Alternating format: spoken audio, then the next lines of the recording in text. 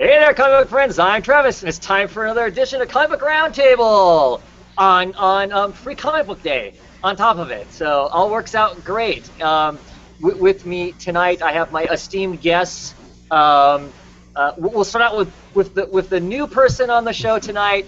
Brandon Mackhammer is decided to join us. I'm extra happy about that because then I get to actually talk books with Brandon outside of Twitter, so it should be some fun. How's it going today, Brandon? I'm good. Wait a second. This is Roundtable. I thought this was Bat Chat. You tricked me. Oh, no. I got the Bat shirt on, but you know if DaCosta's face is in here, it can't be Bat Chat, so. That's true. Yeah, also with us tonight, we have Luke from Luke Batman Reviews. I think I got it right this time. Ding, ding, ding. Great. And Mike, Sergeant America. How's it going, guys? Great. So did everybody partake in Free Comic Book Day? Everybody rushed out to their stores and get mad deals and whatever else? Yeah, like I said, we talked about it earlier.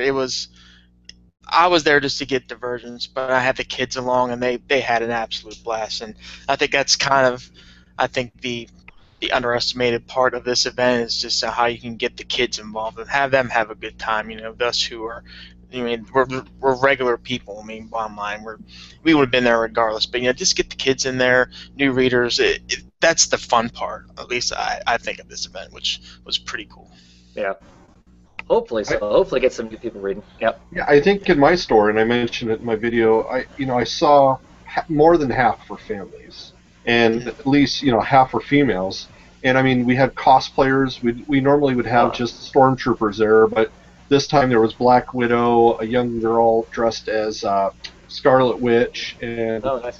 So it was. I mean, there was like a dozen or so people dressed up there, and it's getting to be a bigger thing, and definitely for families. Well, it also pays that, right? This is also opening in America, opening weekend for or North America, opening weekend for the Avengers: Age of Ultron, right? So that just kind of all, makes the whole event that much more. I have other friends that was their thing. They were hitting New Comic Book Day, in the morning, and then going to the movie. They were making a whole day of the whole superhero thing. So, Brandon, did you hit Free Comic Book Day? If by going to Free Comic Book Day you mean went to work, then yes. Oh, yeah. Stink. Oh. Yeah. However, my store's Twitter page has been tweeting some things, so I know there were some cosplayers at my shop as well. Nice. There was a Spider-Gwen and a Captain Marvel and a few others, but yeah. Cool. I have never made a Free Comic Book Day before because of work. Yeah. One day. Yeah. This is only the second year I've ever actually made it to Free Comic Book Day also, because typically I would always have to work on the Saturday that was on in the past. So, yeah. Of course, where I'm at, there aren't real comic book stores. Well, the comic book store we had wasn't open when I was there. I don't know if they were at lunch or what the deal was. It makes no sense. Maybe he was getting a tattoo. Could be. Yeah. Could be. And Hastings, they had comic books out. There was nothing really going on. I picked up my free comic books there. I also get free comic books through Discount Comic Book Service, where I order the rest of my comic books. I didn't order the Marvel book or the DC book because I knew that those would be a guaranteed. Those would be the books that Hastings would have. They may not have the odd things, so I didn't get those. I did pick up the Marvel one at Hastings, but they didn't have the DC one, so I missed out on the DC one. And I know the DC one has a little bit of story in there about the new Batman. Mm-hmm. So that irritates me that I didn't get that little bit of whatever. Spoon! Yeah, and I didn't, no tick ones there either. So, but I think I ordered the tick one too. But I ordered the tick. I know the tick will be coming. I ordered that one through Discount Comic Book Service. So, but yeah, I picked up. They let you pick up 7 books, so I picked up 7 books of, whatever, Bob's Burgers and some fun things like that. I picked up the Fight Club one too because I don't have any intention of actually getting the Fight Club too, but I was curious to see what it was gonna be like. I haven't looked at it yet, but yeah. You'd be surprised at that Fight Club one. It's actually 3 stories. It's actually pretty decent. Yeah. Well, they're like most free comic book, right? It's all samples. It's either samples of stuff that's already out there or little bits of stuff that's coming. I read the little piece of the new Avengers because that's why I was curious about the the Marvel ones for the new adventures. I don't know if I'm excited about if that made me excited about the book or not. It felt the little bit that was in there felt relatively cliche-ish, but I'm assuming that Mark Waid isn't going to write a cliche type story for us. I hope when the actual book comes out, because I plan on getting it when that book comes out. Anybody else thinking about getting the all new Avengers? I will be. That team is got a lot of people I really enjoy, like the current Thor and Kamala and Miles, and yeah, that team just. I'm gonna give it a shot anyway. Yeah. It just seemed like they treated the young people, of course, because they're young, and so they make all the mistakes, kind of a thing. I don't know. Yeah. So I see. I hope that doesn't last too long, but I'm curious to see those characters too in a group setting, because Kamala, for instance, does not strike me as a group person. I mean, she's too much of a fangirl to be a group person. Right. So, yeah. What that's going to be like will be. And I'm just picturing like Falcon or Captain America just going, "Oh, damn kids." Yeah. It's kind of that way, and I haven't read the current Thor, but I'm curious to see how she interacts with other just heroes, because in her own story she hasn't done virtually any of that, right? It's just been Asgardian stuff, right? Yeah. And really, her interaction with Asgardians was more the annual. She's kept herself pretty much away from everybody because she hasn't revealed her identity, so she's been too wary. So I mean, in her own book, she's not even done that much. Yeah. And I'm looking forward to that book also, because I mean that means that she's going to stay being Thor for some length of time, because because I believe that book doesn't start until after Secret Wars, right? It's not part August of Secret Wars. Yeah. So it's like August. Yeah. So, yeah. Anyway, Free Comic Book Day. Enjoy, I guess. So what books do we want to talk about first? Anybody got a hankering? I want to talk Indie, Marvel, DC. What do I want to talk? Since I didn't ask before we started this. I got a little bit of representation from pretty much everybody, so it's really up to you guys. I really don't have a preference. Well, I guess the big book this week was Batman, so you might as well just start with that, I guess. Let's just do that. Let's start DC. Let's talk Batman, right? So, Batman issue 40, which came out at least 2 weeks, if not 3 weeks late, right? Yeah. Did you get both covers? Oh yeah, I love this variant. Yeah, the mask thing. I got that bad glare there. Yeah, that's awesome. I like the regular cover better, though. Yeah. As far as the movie books, I like the regular cover. I don't know. It took me a while to figure out what it was, this whole concept, but someone told me it's a whole play on St. George slaying the dragon, which was used all through the Renaissance and whatnot. So, if you didn't know, that's what it is. So the end of Endgame. Rumor has it that this was potentially going to be the last arc that this creative team was going to do. And they moved it up and did some other stuff, and clearly they're writing another arc after this, which is great, I guess. So,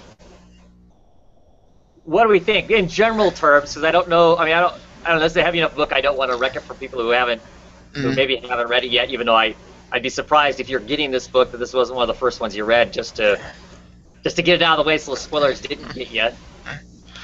I swear, when I was reading.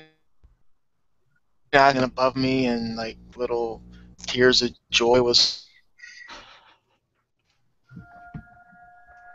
I think we lost you, Luke. Yeah. Oh, there we go. We'll see. I'm hoping that wasn't just me. Yeah, you froze just a sec. Right. Okay, I was talking about angels singing above, and tears of joy come down as I was reading it, because it was awesome.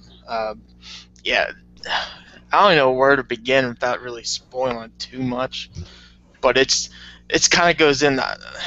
I really think Snyder's run with the end of this issue, it really does feel like this a giant Joker story, because basically everything from, I'm going to say chronologically speaking, not in order of release, but from 0 Year all the way through Core of the Owls to Death of the Family, obviously, and Endgame, everything just weaves together so well in this story arc, and it really does feel just a long Joker story, even though, again, like the Core of the Owls, it's not really Joker-centric, but it's all referenced pretty much in all of the Joker parts of the story.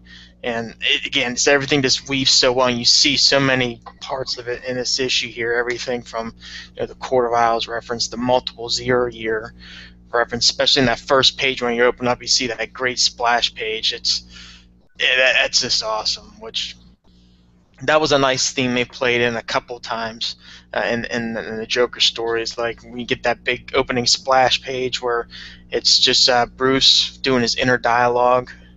And we saw on page 1, when we saw that in issue number 36, I think it was, when right after the, or was it 37, or we got after the interaction with the Joker when he came back and he's on that gurney and he's like, oh, and he's waking up and he kind of has that inner dialogue. And then we saw in issue number 17 when we had that really cool splash page of just the giant Joker face. And Bruce is talking about his eyes and how normal people, the pupils dilate a certain way. I mean, you've seen that just multiple times throughout this run. Everything just weaves so well in this run, and in particular this issue here, really good. I just find it. I don't want to insult anyone, but if you're a Batman or a Joker fan, I don't understand how you can't like it. In my opinion, I think it was that good. Okay. Myself. Yeah, I mean, I agree with the fact that Snyder does a good job of going back and mining references out of all of the stuff that he's written in the New 52, and it all kind of gets slapped in this book in one place or another, which is cool because it does then, if you've been reading all the way along, there's this payoff, and I guess in a way of all that different stuff that's been mined and touching base on all that stuff. So I think that's cool.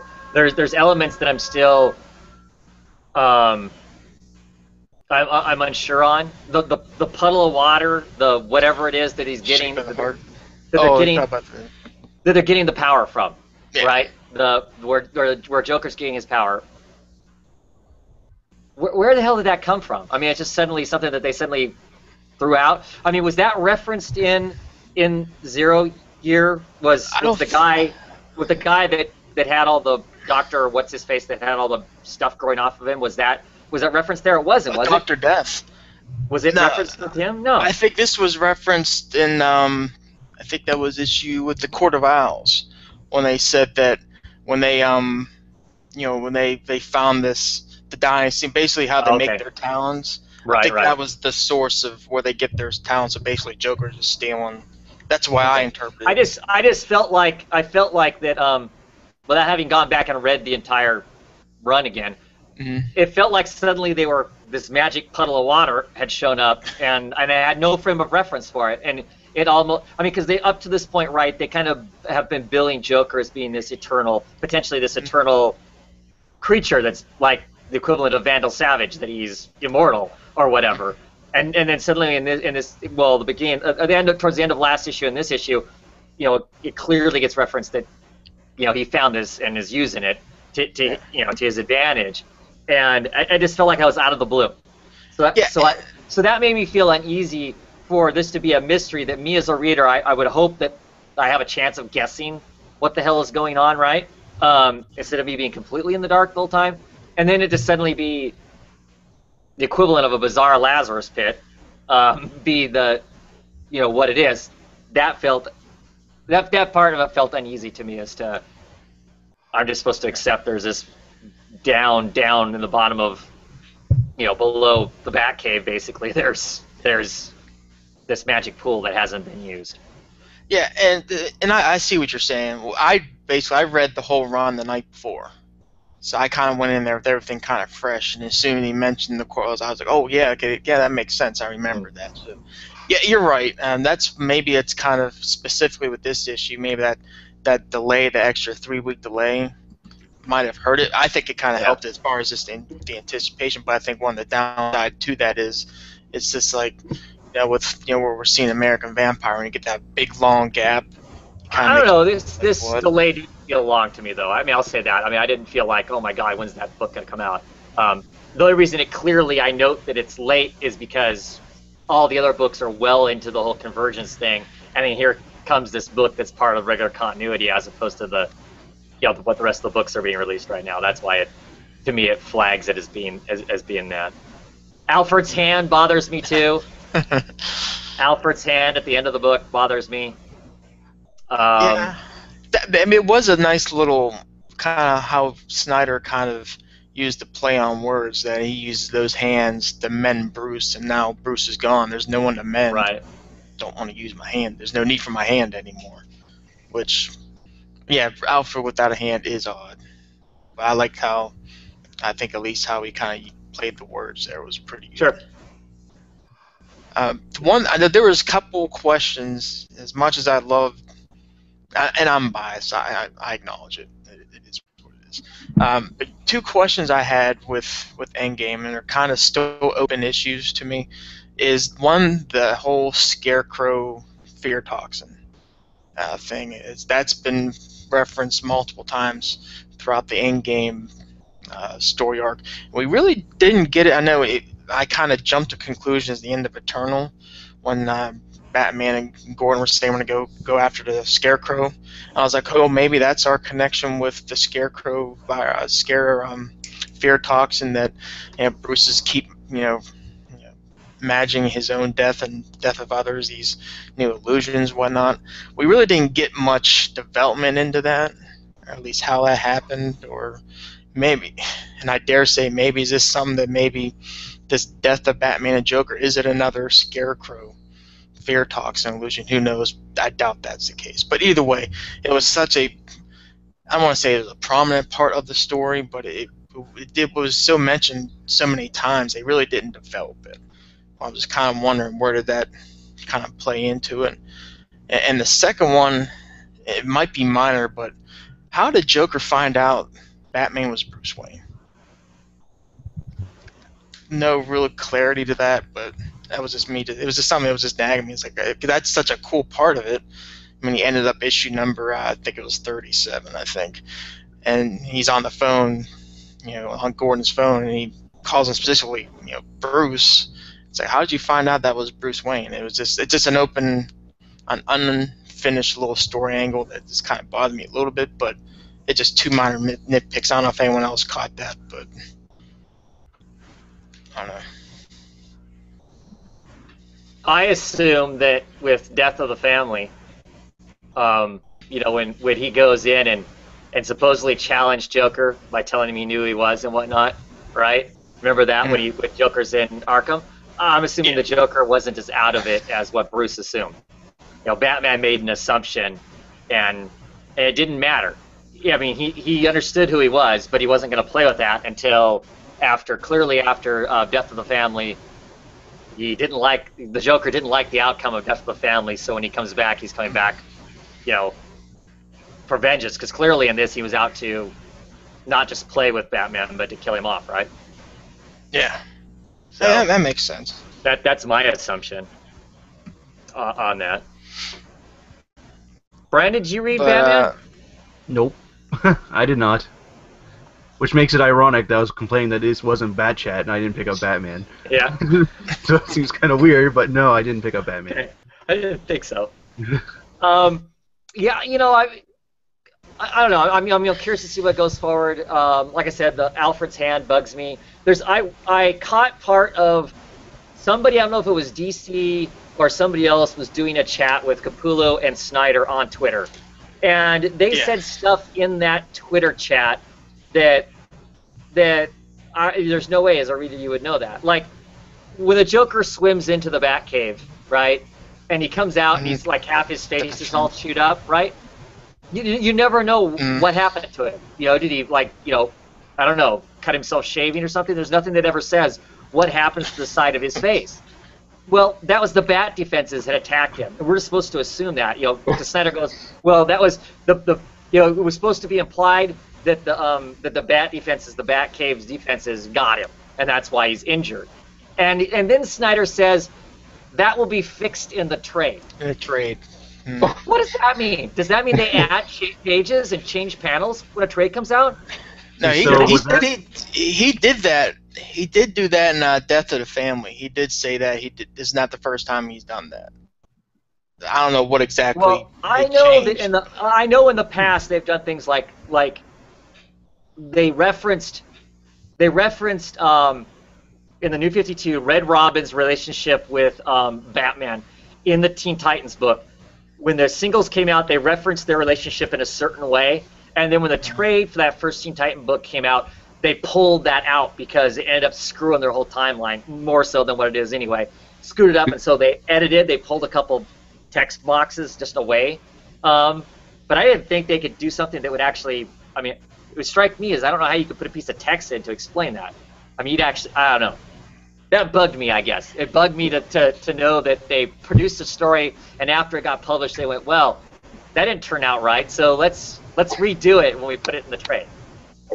Do you just add something in at the end, like there'll just be a full text box, like this explains this, and would they do it that way, or do you think they would go through and put it in? I think they're going to try and put something in the actual comic to explain why he comes out with half his face chewed up and whatnot. Someone just put in like a little piece of like a whiteout and just wrote in. Yeah. This is what really happened here. Yeah. Do you like the old school?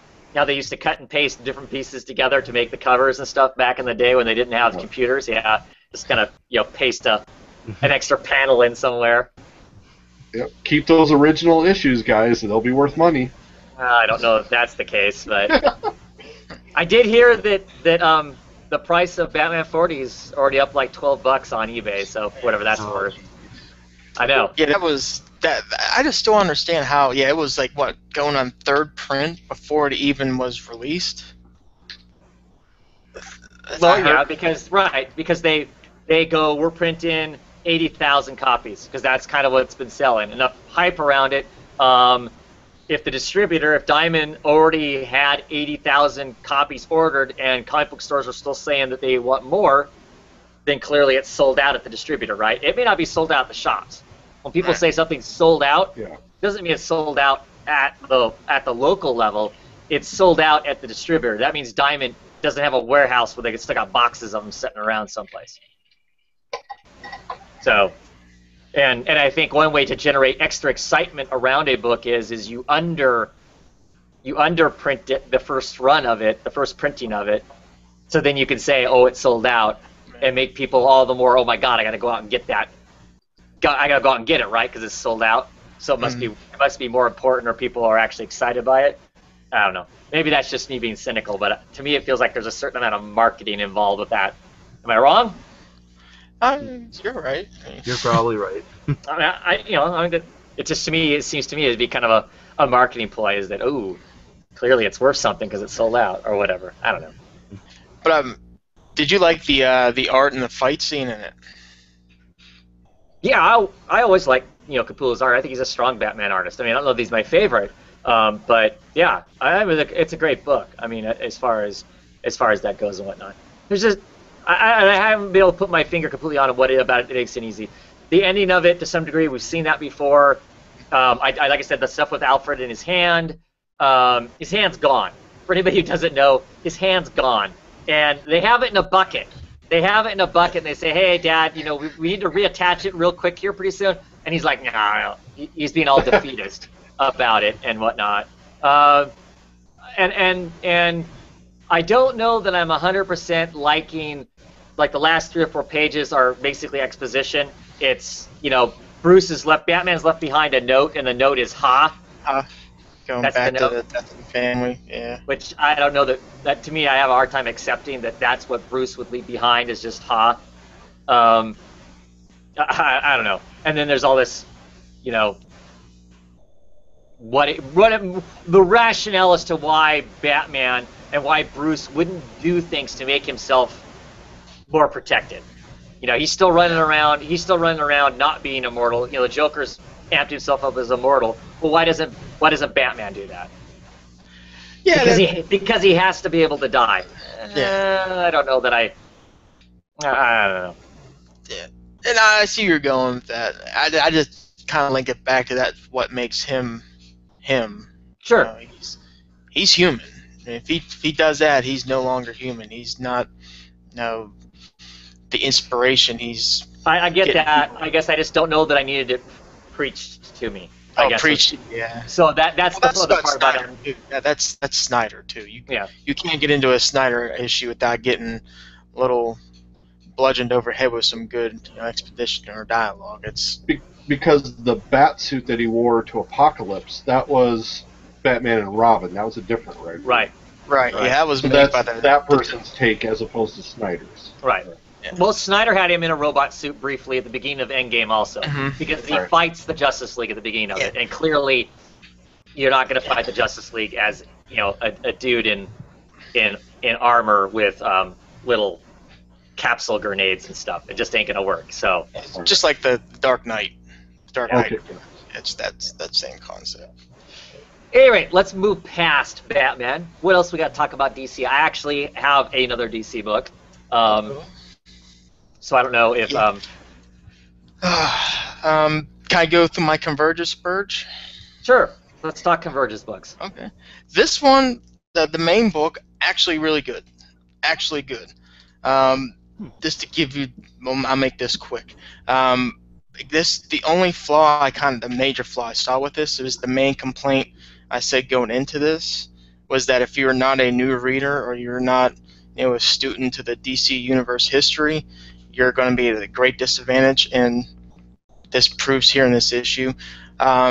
It goes with this Deimos guy, which as you're reading these past couple issues, he's being portrayed like a good guy. Well, it turns out he's not good.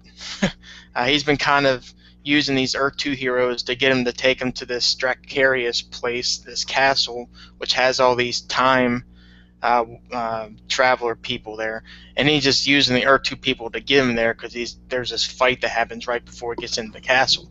But he turns, so he's the bad guy. And if you weren't following that Warlord, series that was way back when, that Warlord character gets mentioned. But yeah, he's actually bad. Telos here, he does start to show a heart, which kind of makes you wonder, is he really a bad guy? He gives Dick Grayson, if you remember last issue, he's paralyzed by the Joker. He gives him, if you ever seen the issues where people get like engulfed in this like metallic little goo or whatever, well, he gets this metallic stuff around Grayson to the point where he's no longer paralyzed. He can walk around. He's kind of like a brace for his whole body and gives him increased energy and stamina, blah blah blah. But Dick Grayson's kind of pulling him away from doing what he's doing, and he almost looks like he wants to kind of stop it, but he keeps going back to Brainiac commands me to do this, so I have to do it. But at the end of the issue, turns out at the very end, Deimos gets down to where these time travelers are, and he takes all their energy, and he summons Brainiac. Brainiac, who's evidently prisoned, which, again, another complaint I had about it. But if you were following Future's End, how he got trapped by the Atom, well, evidently that's still in play. So this kind of makes you wonder what happened with issue 0 when he was talking to Superman. But anyway, that's what's happening. This Deimos guy is getting ready to release Brainiac back, which makes you wonder, is there going to be a rift between Telos and Brainiac? Because Telos was there. If you remember, he had that fear that there's something in the subsurface that Green Lantern was able to pick up on. This maybe connects the dot to there. So that was the cliffhanger. Brainiac saying, "You free me, I will get you whatever you want." So Brainiac evidently is coming back. Great art. A little step back from the other issues on it, but this was actually, I left after I got done reading, I was like, this was actually pretty good, which is kind of turned for the current trend on this. So actually decent. And this is the midway point, right? Yeah, right. Yeah, 4 of 8 where they kind of wasted a couple issues, some good progress, but yeah, halfway point. Did get one tie-in. I got the Detective Comics tie-in to this, and basically what it deals with is the Superman of the Soviet Union, and we have the Earth 2, not current Earth 2 obviously, but I forget what time frame Earth 2, but Dick Grayson and Helena Bertinelli, the Huntress. And, okay. So is it Dick Grayson wearing the yellow leotards? No, he has like the big, like the old Nightwing. Oh. So the old. It's kind of like a hybrid. It's like a modified Batman suit, but Robin suit as well. But it's using that Nightwing theme. It's kind of weird, and it's good. The overall premise is good. How the whole thing with Telos, where he says you must fight survival of the fist, blah blah blah, was actually not as cookie cutter as the other tie-in issues, but I thought it was pretty. I wasn't like calling it like I'm like, oh, next page, I guarantee what's going to happen. Sure enough, this one I wasn't say surprised, but I was like, oh, that was pretty neatly done. But you get to the end, and it looks like Grayson and Superman are kind of. I mean, that's obviously who's going to fight. It's Superman, the Soviet Union, and Dick Grayson and the Huntress.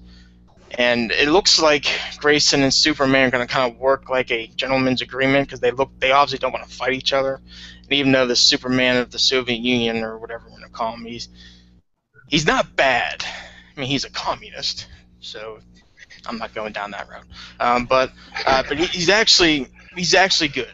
He's portrayed as a good guy in this. Sure. And again, it looks like they're going to work someone out, but of course, if you know your Hunter's character, she's going to jump the gun and do a knee-jerk reaction, and she shoots missiles at Superman. Superman gets mad.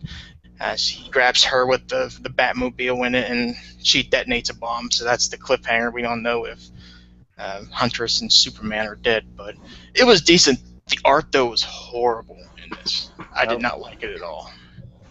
But it was good. For this Convergence week, good stories, which was, I think, the first time I can say from the experience as far as the main title and the tie-ins actually being pretty decent. So it wasn't bad. So, and I think next week is the first week where we start having the issue 2s. Right. So. Anybody else get any of the Convergence books this week? No, I flipped through the Plastic Man one. It just couldn't hook me, and I don't remember what the other ones, but each one as I flipped through them, I was done. I'm not getting hooked by the books. Yeah. I didn't get it, but I saw there was the new Teen Titan or the Teen Titans book that was written by Marv Wolfman. Yeah. That was last I week. almost got that one. But That was last week's. Was the Marvel right? Was the Marvel? Oh, it was last week. I'm Nicholas sorry. Scott? Not this week. It was last week. Yeah, that's right. Never mind. Yeah, that would have been one of those ones I would have been tempted to pick up. So. And I flipped through the Shazam one also, and that was, like I said, another one just couldn't catch my attention. Well, after picking up a couple, you have kind of a suspicion of it, basically what it's going to be, right? Makes it a little hard to, I think, to be excited about. Yeah, because both of them, I mean, they start out unsuperpowered, so it's a regular Plastic Man, a Billy Batson, and you get halfway through, finally the dome drops, finally like Luke says, the announcement comes out, right. And then it's 2 pages, and then you're getting loaded up to the issue 2. So unless you are already emotionally invested in these characters, you don't care. Yeah, it kind of makes you wonder, is the success in the tie-ins for some, is it the nostalgia effect to it all? I mean, I think so. Yeah. Probably part of it. Yeah, it's I don't think the stories are going to resonate on the tie-ins anyway, long term. But I think Travis called it last week or 2 weeks ago when they first started. I mean, like the Green Arrow one, it was almost a repeat of Green Arrow Connor story that was out there. So. Yeah. Well, as far as DC books, I did pick up Multiversity. It came out. Yeah. Yeah, and don't Brian, make the mistake I did. Right? I got it, but this is one of the books I didn't read. Okay. we won't talk about it lots because I don't know if there's a lot to talk about in it because it. For me, the book is very Morrison in the fact there's some great moments in this. This whole run of books, there's been some books that have been really great. This one slips into a level of masturbatory. I don't know. It spends a certain amount of time of Morrison massaging his own comic book ego. It feels to me like in this, it's. Look at me, I'm so smart. Right. That's right. Deal. Yeah. Which of course I know a lot of people don't like. I mean, I think he does a good job of that. If that makes Right. if that makes a certain amount of sense. I mean, there's elements of it that I think are really cool. and then there's large portions of it in this issue you kind of go, oh, whatever. It's Yeah. I almost conveniently tied up at the end of it. The whole experiment as a whole, I liked. I liked the idea of it, and they show lots of other worlds and characters that just for me make me go, damn, I want to read that book. I mean, I was happy in this issue. You get a couple pages of, I believe it's Earth 13. I think that's the one that's got the super demon and Yeah. the Justice League. Yeah, the Justice League is made up of Super Demon and John Constantine and Dead Man. So you get a couple pages of them, which is one of the worlds I went, oh wow, I want to read more of that. So that was kind of cool. But it did feel like it got wrapped up really quickly. I don't know. Yeah. Did you like the whole Batman and Wonder Woman vampires that don't drink blood, they drink coffee? Right. Lattes, yes. Honey, my latte. Yeah. Now, how much was it, and was there extra pages? Yes, $5.99. it was $5.99. It is a thick book. I don't know how many pages it is. I didn't actually count. All right. It's thick. Yet it ended too quickly, which has me concerned.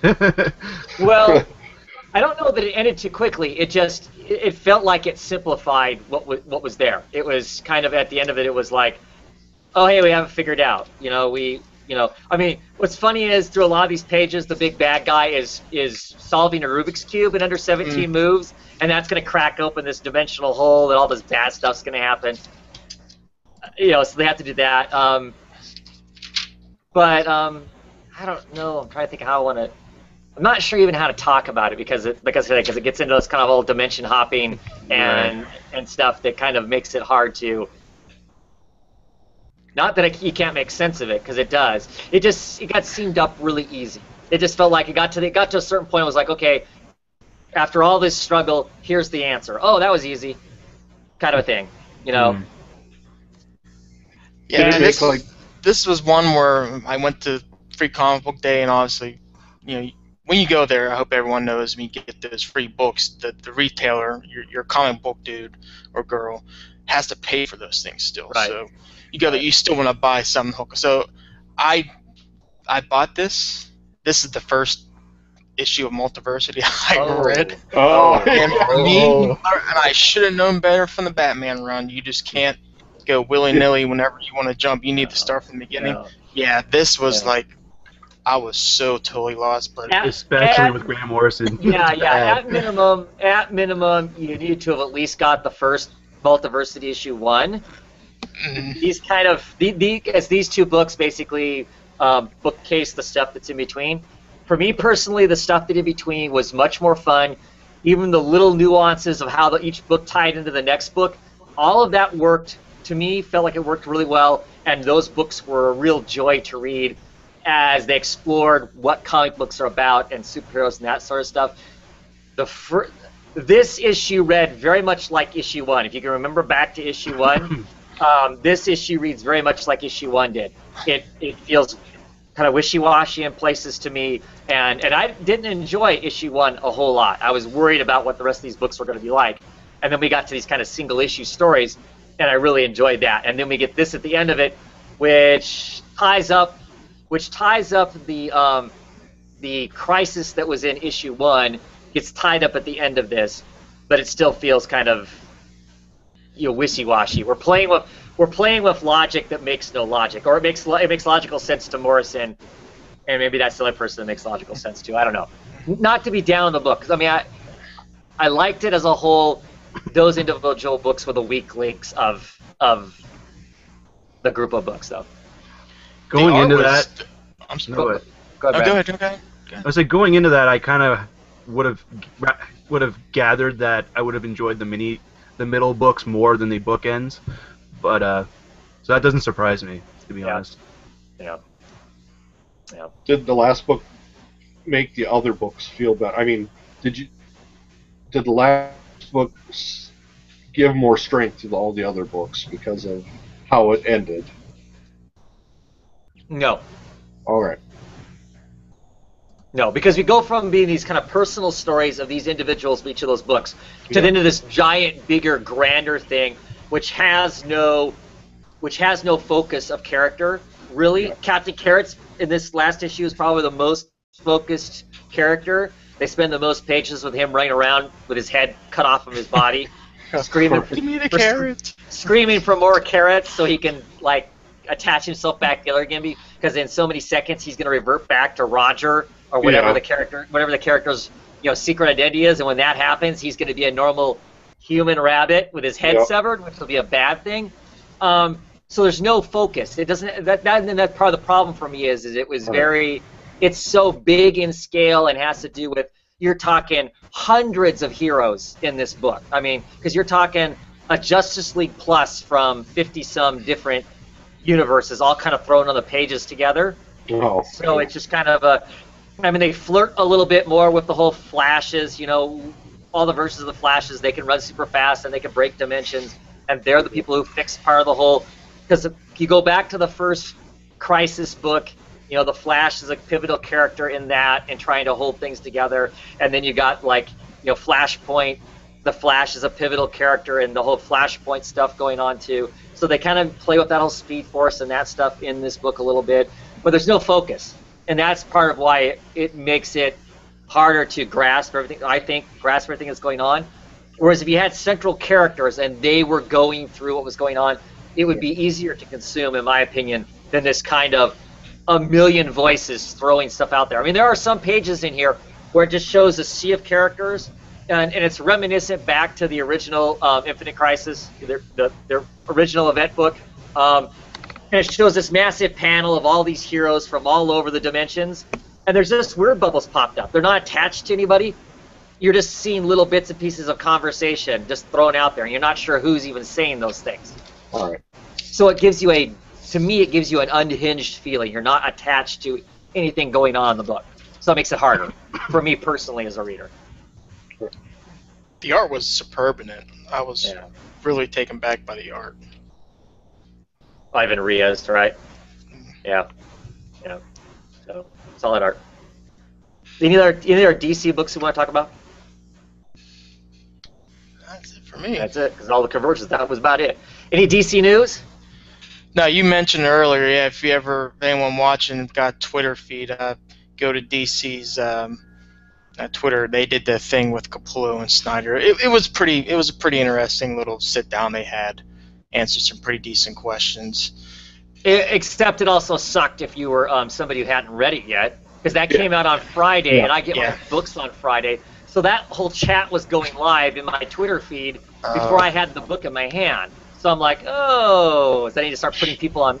I have to put the company on mute because they're 3 days out. They're telling me, I feel like they were going to tell me stuff that was going on in the book. I mean, like somebody asked about Dick Grayson. Is he dead? And I'm like, Dick Grayson was even in the book? Because at that point, I didn't even know he was in the book, right? Because that's a secret. That's a secret. I like that part of the story. That was a cool part of the story, by the way. Yeah. But yeah, so that was frustrating. Whatever. It's what it is. So should we move on to Marvel? People have Marvel books? Did you read about Jerry Conaway and his discussion on royalties? Oh yes, that's actually pretty interesting, isn't it? Because we discussed that we always are interested in how their contracts work. Right. So Jerry Conway, who in the '80s created lots of stuff.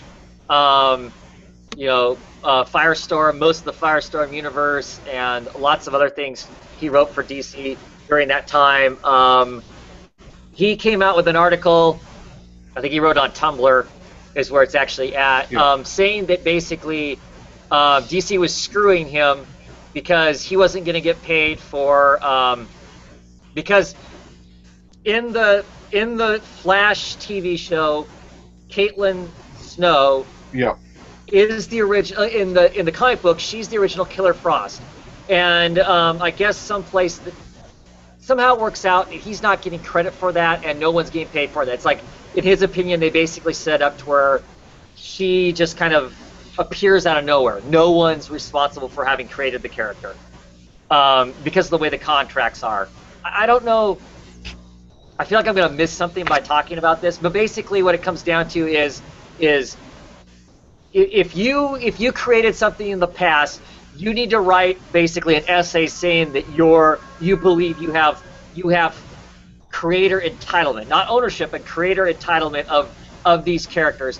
And if they will then read it and they will decide, some mystery panel, the executives will decide how factual that is, and then they will decide whether or not that you get credit for that. The catch-22 then becomes is they're not giving anybody credit for a derivative character. So he was told he would never get credit for Power Girl because he and another creator created Power Girl. That he would never get credit for Power Girl because Power Girl is a derivative character of Superman, even though clearly she has all of her own stuff. Yeah. She's a derivative person, and so he felt like there was kind of a catch-22 if you spent the time, the energy, and you had to lay claim to these characters before they were used in any other media thing. So you would have to have some precognition to know that DC's going to randomly use some character. Write up this thing saying that you have some, creator, entitlement to it in advance of them being used. Because once they're used, you can't after the fact go, hey, I should get this. And that's a change in the way things are. When Paul Levitz for so many years was in charge of DC, he up front would pay people, maybe not what they should have been owed, but he was paying them something. He took the initiative as an executive to pay these people in advance. And since DC became DC Entertainment, that whole changed because Levitz isn't there, and these new people aren't proactive. They want you as the creator to be proactive. And it just feels like it's a lot of work for these creators to attempt to lay claim to something that then they're going to be told that's derivative. There's probably only like 6 characters that are original. Yeah. Everything's derivative of that, right? Killer Frost is derivative of, I don't know, Mr. Freeze or whatever. Yeah. So he feels like he's being screwed. Morally, he's being screwed. By contract, by the letter of the law, they aren't doing anything wrong. It's just he feels like it's kind of shitty, and he wants to let everybody know that he thinks it's shitty, so you can think it's shitty too, so he can get his paycheck down the road as we fans put pressure on DC to give these guys their paid credit. I don't know. There's more to it than that. That's my kind of take on what. Yeah, my take was pretty much on the same thing. The biggest problem was the catch-22 is that you may not have directly wrote this character even, because when they did the New 52, they changed some of the names. It was still basically the same people. Right. But, instead of Batman being Bruce Wayne, it would be Batman as Azrael or whoever. And so then, the person who did the Azrael would not be able to get the credit. But then when you ask who does, they say nobody. Right. That was the biggest problem. Then it was, but they still have all the rights the DC does. Mm-hmm. So it's not like then that you could take that character somewhere else. So they kept saying, you didn't make it, but we're not telling you who did, and nobody gets the money. Right. It just, these characters suddenly appeared everywhere. Because, like, the Killer Frost thing around that was because when the New 52 came out, Sterling Gates, a writer early on, had used her and had created somebody else as Killer Frost. There's another character that they named and made Killer Frost. And so his example is that Sterling Gates would get he would get no credit whatsoever for this new version of Killer Frost because it was derivative of the original Killer Frost. So that character's namesake doesn't exist at all. Yeah. It's a bunch of corporate lingo and jargon to for the company to save as many bucks as they can clearly and not have to pay somebody else out. And I think Mark Waid wrote a counter discussion to it, saying this is kind of how the contracts do work out. You can take it either way, but this is contract art. Oh, and he says that. I mean, he writes a second, Conway writes a second article saying, look, people have been asking why I don't sue DC, and he goes, this is why. Because they have every right to do what they're doing. It's just that this is how it used to be. We used to get something, we used to get a stipend for all of this stuff because it seemed like the right thing to do, but it wasn't really officially what they had to do. And the way to get your credit and to get your money now is way harder. I mean, like I said, in his case, he's got hundreds of characters that he has his name attached to. For him to take the time to write out a claim to all of that, he might as well. That would be the rest of his livelihood, would be writing up these claims. Because you don't know because you don't know what they're going to use next. I mean, you don't know what's going to turn up in the next issue of the Flash or Arrow or Gotham or whatever. He has no idea. So I mean, if somebody gave him a heads up, he could go, "Oh, this is going to be used. Oh, okay, I can write this now." Because otherwise, you're guessing at what else is going to be out there. All those Firestorm, and there's a lot of Firestorm, villains and characters and whatnot that he has name attached to, and if they suddenly start using those somewhere, I don't know. Like I said, he could spend a long time. I get it. I get what his frustration is, to have something be kind of, this is an unwritten rule and this is how it works, and then suddenly that unwritten rule changes, and to your detriment, But my contract, and he's saying, look, I've got a way better contract than like Kirby. It's not like I'm trying to say, I'm in the shitty position that Schulzer was in or Kirby was in. Those guys just got, that's not the case. They do have a much better contract than that, but yeah. So you could take that as, the company's being evil, or you can take that as the company. That's how these companies work. I mean, you're writing for them. You're creating for them, and accept the fact that what you create is going to be theirs in whatever sense. If that happens to be the next great thing that they make millions of dollars off of, I mean, us as fans know you're the person that did it, but that doesn't line your pockets, unfortunately. Especially in this day and age. If you're talking about movies and TV shows making bajillions of dollars, to not have some of that coming in kind of sucks. And I feel that kind of played into like how we were last week, where we discussed Skybound under Image. That, because everybody says, well, they should go independent. Well, independent is really changing now, because like Kirkman has the rights to Birthright and all them, and while someone else's work, so. Yeah. Well, but once again, you're clearly giving all that stuff to them. Yeah. So, I don't know. I in my opinion, if you're an up-and-coming creator or whatever, you are crazy not to hire a lawyer at least long enough to look over your contracts so you have a clear understanding of what you're signing. Yeah. Lawyers are not that expensive. Considering what the potential of your loss is versus that, you really should. I mean, figure out how to scrape the money up to pay for that legal knowledge. I just can't imagine in this day and age not doing that. With all the history we have of seeing how other creators have been, taken to the cleaners, if you want to look at it that way, you would just have, I would think. So, yeah. Anybody else have anything they want to say about that? I never read the article, so this is all news to me. Oh, okay. Yeah. Yeah. Let's move on to Marvel, shall we? What do we got for Marvel books? Brandon, what'd you read Marvel-wise? I read one of the 3 Marvel books. Awesome. Because I'm amazing like that. The only book I read was Superior Iron Man, number 8. Which, does anyone else read it? Not on the panel today, but definitely they're, Okay, so I don't know how far I want to talk of. It's kind of tough because I don't know how far, like how much I should spoil and how much I shouldn't, and I'm trying to give you as much as I can from it. But I know other people have come on here and talked about this before, like Audrey and all that. But basically, what's been going on is, as we know, the Tony Stark we have right now is more douchier than normal, and he's created this app called Extremis 3. Which basically what it does is it goes through everybody's cell phones and makes them like it brings them up to their utmost potential. So everyone's always clamoring to get this Extremis 3. But later in the series we find out that it's not really an app.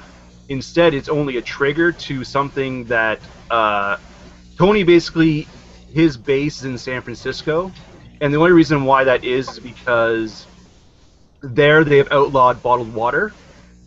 So Tony has basically infected the water supply so that everyone who has everything that is triggered by this Extremis 3 is already in the population. So apparently 8 years ago, Tony had a battle with insert villain that I can't remember here. And in this battle, there was a record of time, a day that is lost in the record banks. It's lost his memory in his database is not there, doesn't exist. He doesn't know why. And ever since that battle, Tony had a contingency plan, which was input his psyche into another one of his many armors. Okay, so now Pepper Potts has brought that back because she sees the Tony now acting well like a douche, and has put Tony Stark's psyche in one of the Iron Man suits. So now it's the Tony Stark from 8 years ago seeing what he has become, and now it's like two Tonys fighting each other. Ah. Which is pretty cool. So that was kind of up to like the last issue. Now this issue, one of the Mark suit that Tony was in, like the psyche the old Tony was in, was destroyed.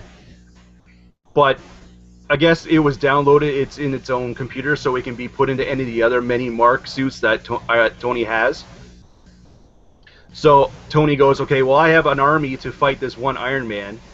And so the Iron Man currently goes, well, so do I. Because of this effect with the Extremis 3 and how he can control everybody's minds, he just uses everybody in the population as like a meat shield. Oh. So both of them sort of have an army, and it becomes just an all-out war. It basically becomes a robot wars, basically, is what it becomes. It's pretty intense now. That's basically as far as I can go, I think. But yeah, it's very intense. I really do like this book. I like Tom Taylor's writing, and it's because I've never been a big Iron Man fan. It definitely speaks volumes to the fact that I'm actually liking an Iron Man volume for the first time, because I've just never been into that character before. Yeah. But yeah, I'm really enjoying this book still. So, bad place to be in San Francisco, right? Because that's where he's at, is in San Francisco? Yeah, he's in San Francisco, and because they've outlawed bottled water, he just used the water supply because everyone drinks it. Nice. Nice. Yeah. Nice. So. Yeah, I'm not a big Iron Man fan either, but that sounds like a lot of fun since it's It is a lot of fun. And maybe the fact I think it's a lot of fun because they make Tony out to be such a douchebag, because in my head that's what Tony is. So maybe that's... Yes, pretty much. Maybe that's... Yeah. Probably nice. why I like it. Yeah, cool. Cool. What else we got for Marvel books? On a whim, I got Moon Knight. I think you got it too, right? Yep.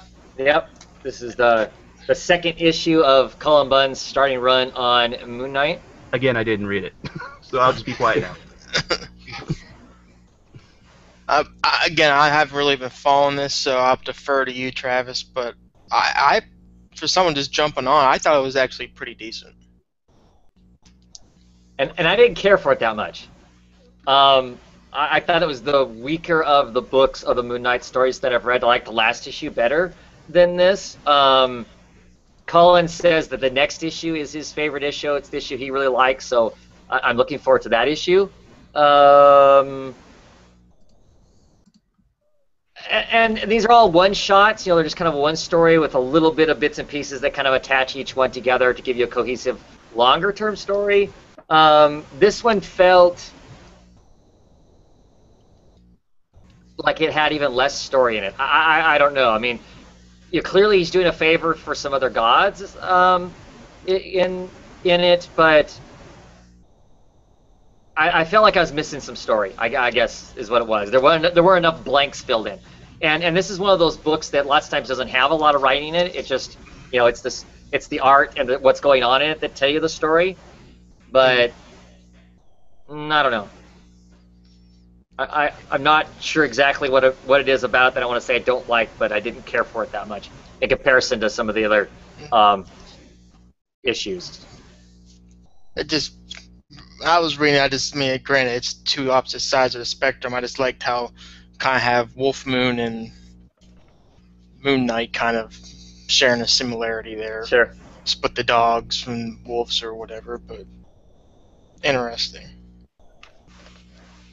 So that's what this character is. Is that literally he does stuff for gods and?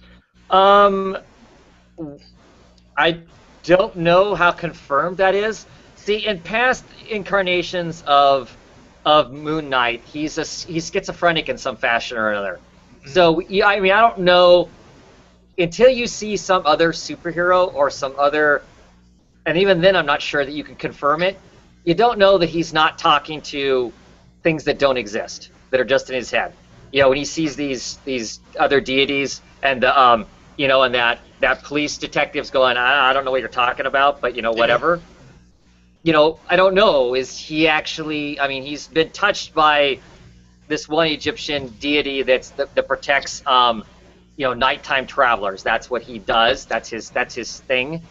So you just don't know. You don't know. Normally, no. Normally, he does the bidding of the god that's blessed him. And basically, that's him being a superhero. That's him being out at night protecting the people who are traveling in the night. That's what he does. That's his superhero gig. But then when it gets into this whole other you know, aspect of it, I just don't know. I mean, it's cool, but you just, I mean, from a longer Moon Knight reading stance, I can't 100% say, yeah, he's really working for the gods. I mean, this can all just be in his head. Because was it this run where he worked with Captain America and Wolverine, and then they figured out he did not? No, that was the last. That was the last run. That was the last run. And McKinley, yeah, he's literally hanging out with half the Avengers, and you find out that really it's him just dressing up as each of the Avengers and acting like them. You know, he was completely out of his head the entire time, and he was, you know, he was on this whole Avengers thing. Him and the Avengers were, you know, stealing the head of Ultron and doing all this crazy crap, and to find out it was really all just him. So maybe he's had a pastime in drama. Yeah, you know, I like the character. I like Moon Knight. I like the way these stories are told. I like the whole aspect of it being kind of one and dones. If you miss one, you're not really missing a whole lot. Like I said, there's little bits and pieces that attach to each other, but it's not critical. I think it's a cool way to write comics. To me, it feels like it harkens back to old comics. I mean, in the sense that, you know, back when any of us were kids, you could pick up a comic and kind of read one or two issues, and that was it. That was the whole story. And then you'd read another one, and they might carry stuff over from somewhere, but it wasn't these long, you know, 6, 12, 11 issue things where you had to get every one or you were lost. It wasn't so serialized that if you missed an issue or something that you can't remember back to November, you don't know what's going on in the story. So I think that's one of the stronger points of the Moon Knight book, it being written that way. So that's why I love stuff like Batman 66, because I don't have to know anything about going in. My mind could be completely free, and I just be like, I'm going to have fun, and that's all. Right, and that's cool. And that's cool. I think there need to be more books like that. There's enough, because they're so heavily serialized right now. It does make it a lot harder to read a lot of the books and stuff. So yeah. Does anybody know? I mean, what's going on with this book after Secret Wars? Did anybody have any idea? No idea, right? I haven't seen anything about it. I haven't seen it be on the list. I literally just brought it on a whim. Yeah, and I haven't seen anything that says it's going to be part of the last days, you know, because a lot of these books are rolling into Secret Wars as being the last days stuff. I don't know.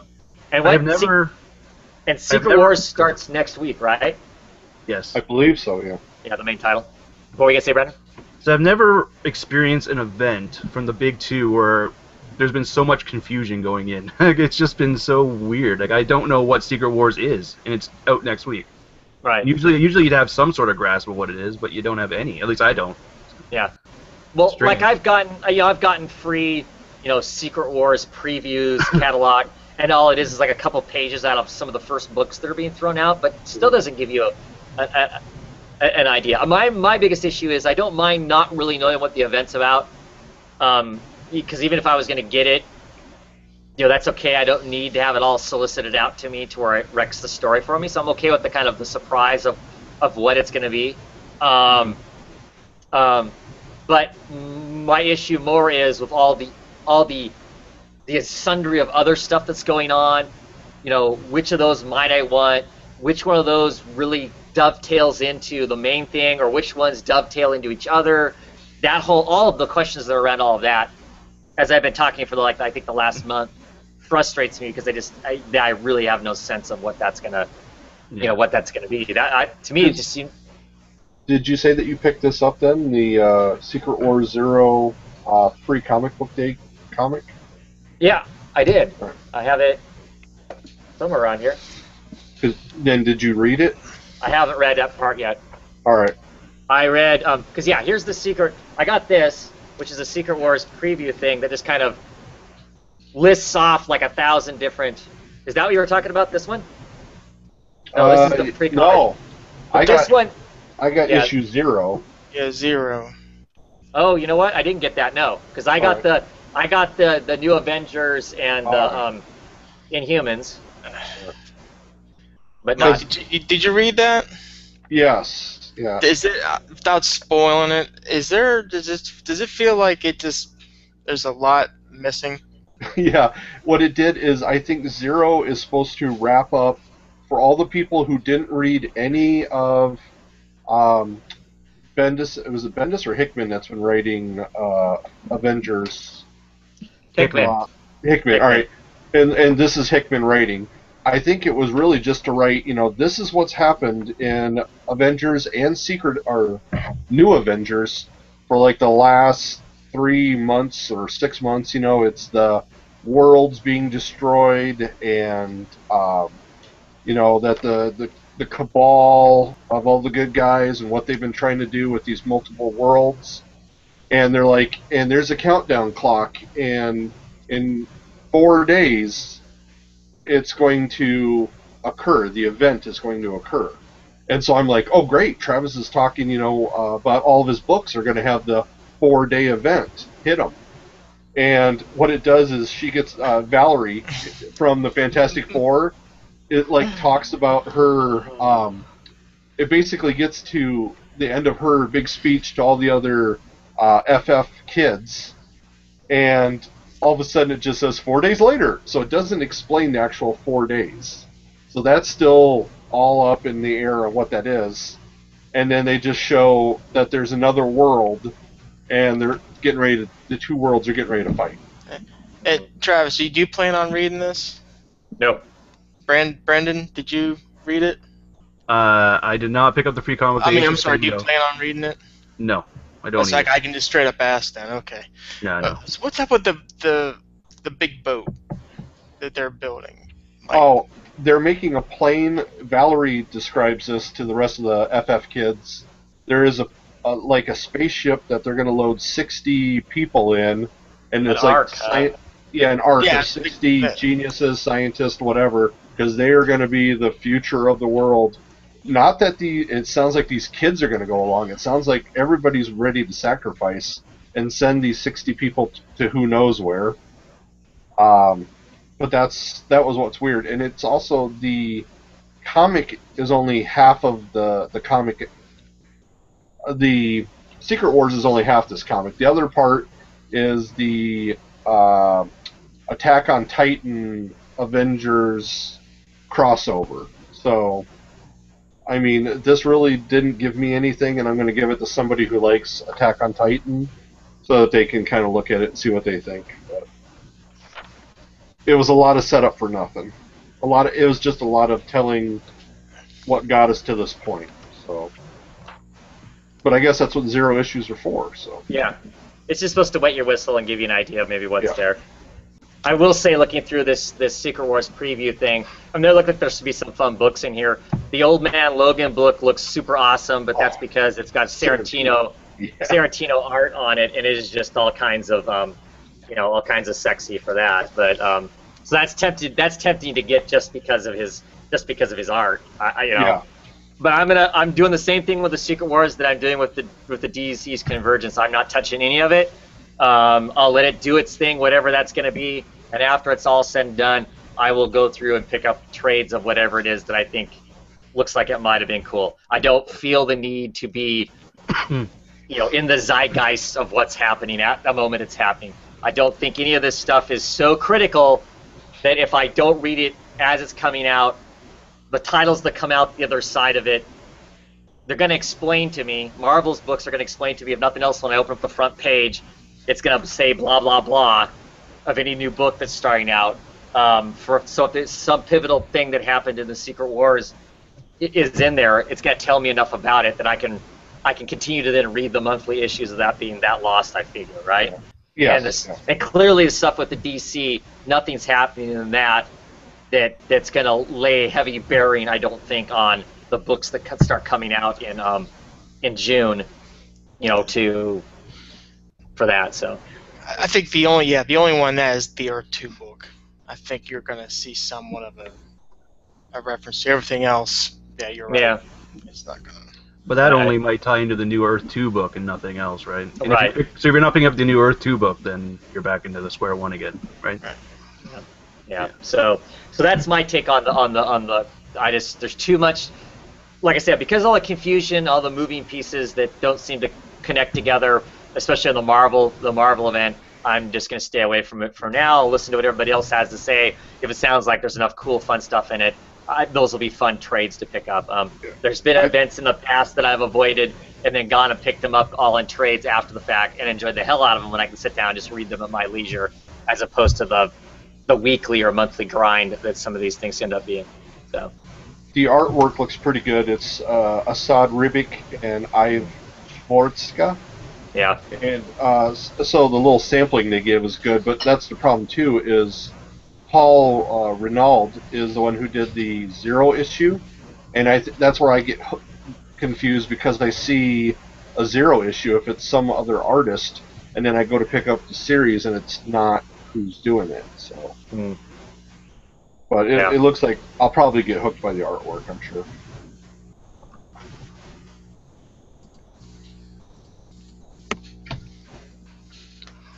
Okay. Any other Marvel books you want to talk about? I also did get Captain America this week. This one, it's Sam Wilson is still Captain America. He's fighting Baron Blood, the Captain America vampire, and he's sucked the blood of an Inhuman who's going to sterilize every superhero person, so you will never have a kid if you have superpowers or whatever.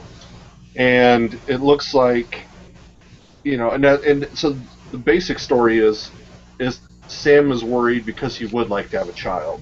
So he's trying to figure out how to stop the Baron. The Baron's going to fly up in the air. He's got a dynamite belt, and he's going to blow himself up in the atmosphere and just rain down on the Earth. And then I guess since he's a vampire, he gets to reform. So,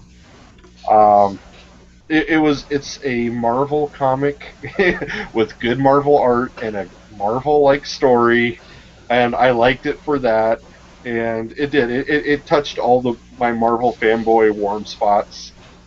And then, it's just interesting, the interaction that Sam has as Captain America. So it's a nice new take. He does go mention back to Steve, who's by him, or he was still old, and with I don't know, is it Carol or who is he? Whoever his love of his life is as old as Sharon. For some reason, why is she aged? Because she looked as old as he did. Oh, well, that can't be Sharon then. All right. And that's the only thing I was confused by, and so I'm going to probably redig through the Captain Americas. I obviously need to go back through from the beginning, because I felt like this one was a little longer than a month between the other one, but I'll dig through and see. But like I said, a good Marvel book. So cool.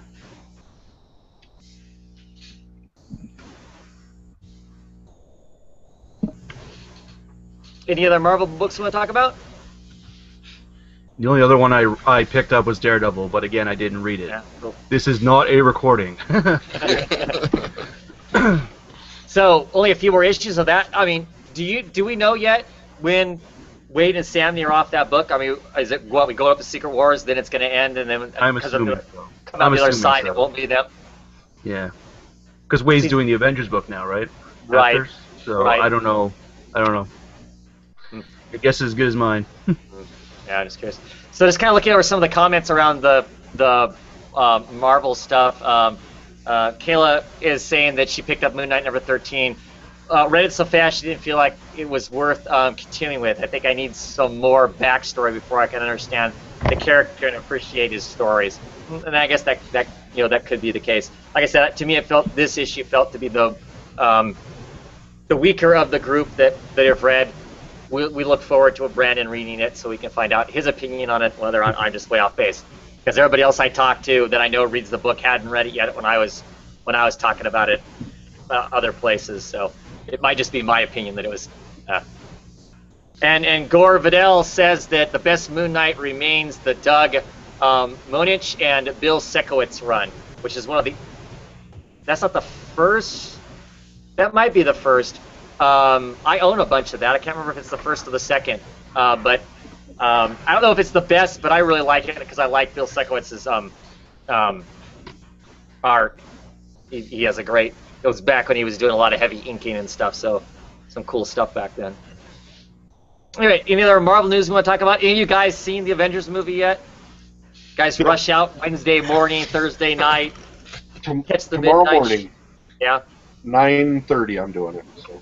Yeah, I was going to go tomorrow morning, but then somebody decided to steal my credit card number and go hog wild across the United States with it. So, which is fine because it all got stopped and I'm not owing anything, but my credit card was canceled and I don't get a new one until Tuesday. And I'm not a person who walks around with a lot of cash, so most of my plans are kiboshed for the weekend as far as that kind of thing goes. So I probably won't be watching it until sometime middle of next week, but fully plan on watching it. Apprehensive to watch it though, I don't know. I'm not as excited about watching this one as I was the first Avengers movie. So I don't know. I'm not a huge movie and television guy, so I get to things way late. So yeah. I probably won't even watch it in theater. That's just the way I am. By the way, I just quickly looked up CLZ. It was Moon Knight Volume 1. It was. Okay. Yeah. Okay. Cool. So I was thinking it was, and that is some good stuff. Like I said, I don't know if I would say it's the best, but it definitely is enjoyable stuff. Any other Marvel news? I know when it comes to copyright, I did see somebody who worked briefly with Marvel is trying to say that one of his characters is too reminiscent of Iron Man, that Iron Man's been around forever, but the modern look with all the extra lights and all that looked too much like his independent character. Like when... And I couldn't find where I pulled that article from originally, so... But it was just another one of those weird ones where, you know, he's going to go to court, it's not going to go anywhere. Because Iron Man keeps redeveloping his armor, and you put a couple shiny bits, it doesn't matter that it looks like someone else. I could see that Marvel would countersue him, saying, "No, your character is too much like our 60-year-old classic Iron Man." Right, and who's got the financial weight to handle a long, protracted battle like that? Get some Disney lawyers, Yeah. I don't know, or maybe the person who's squawking about it is just trying to use that to get enough attention that people actually pay attention to whatever it is he has created too. I don't know. But he may feel like he has a legitimate. I don't know. I just feel like there's so many guys in armor like that. I don't see how anyone could, claim ownership over the other. I would think, but yeah, that'd be a tough road to hoe. I think. Yeah, I don't know. Cool. That was it for me. Yeah. Okay, so we'll move on to some independent books. Yep. What independent books do you want to talk about? Again, on a whim, I figured give it a try. I got They're Not Like Us. And so you I really gotta find good jumping points. You jump in on issue number 5, which is awesome. I mean, that's cool. I am all for that. Just bleep in somewhere. Yeah. Start going and see what there is. Yeah. Not bad. Like I said, I don't know anything about it, but the general concept was interesting. I got confused on what the telepathic stuff that's going on, but sure. Not bad. Brandon, did you get to this issue? I did read this one. Yeah. So what you think? So basically, this is sort of like an origin story of the Voice, right? That's pretty much most of the book is about. I guess up until this point, we really didn't know much about the voice. He's just this sketchy guy, and just really don't know the backstory to him. So, getting a little bit to know what his background's about helped a bit. I still think it's a bit sketchy, but Yes. Yeah. it helps a bit. Right. So is it kind of the whole thing is though you just don't know who's lying when you got a bunch of telepaths or people like that. You don't know who's lying to you, and I mean, are they just telling her a story to make her feel good? Like, oh, you should sympathize with him because he had it harder than you did. Like at the end of the book, the whole conversation with Sid and Macy. I'm like, is Macy being legit or is she just screwing with Sid's mind? I don't know what's going on. I don't know what to think. Well, yeah, because in the last issue, right, you kind of get a sense that Macy's kind of like she's questioning what they're up to, and it's like she's going to Sid like on the side saying, hey, you know, what's, you know, it almost felt like she was kind of going around the voice and was going to tell her something that maybe she shouldn't or clue her in on something. And by the time this is done, it feels like she's giving her a sales pitch once again on, you know, and her continued. She's a precog. Macy's a precog character. She sees the future. She insists that this is where Sid's going to end up at, whether she wants to be here or not. This is where she's going to be. If she leaves, she'll come back. Is what she's basically telling her. Right. Yeah. And then, of course, there's the whole thing that happens at the very end of this with with Blue Girl. Yeah, with Blue Girl. That kind of caught me a bit off guard. I mean, we knew something. They were hinting that something was bothering Blur Girl, but we didn't know what. And then that escalated quickly. That escalated very quickly.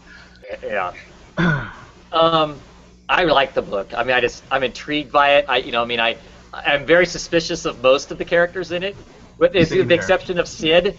I mean, you know, and the only reason I'm not suspicious of her is because she's, you know, we're kind of experiencing it through her, what's going on, and so she's just lost. But I love the art.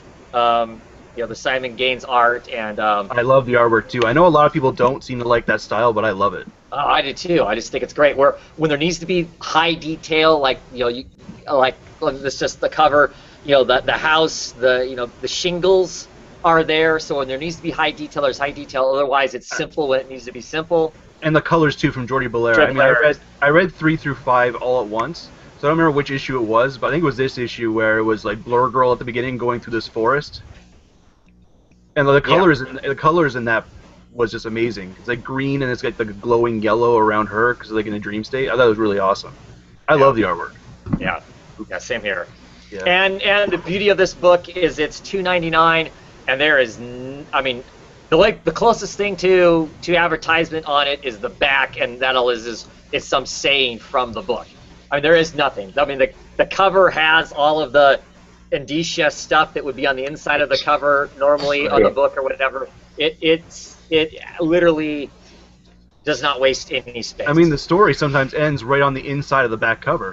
Right. It's just like, oh, awesome. Right. And, you know, and lots of times the art starts on the inside cover. In this issue in particular, it doesn't. It just has this one striking, you know, phrase here, and then really it does because you see the white flames roll over onto the panels here. So the economy that they can create if they choose to, and of course, this page is art because the final page is this guy whacking this guy, and of course, you would see black afterwards. Yes.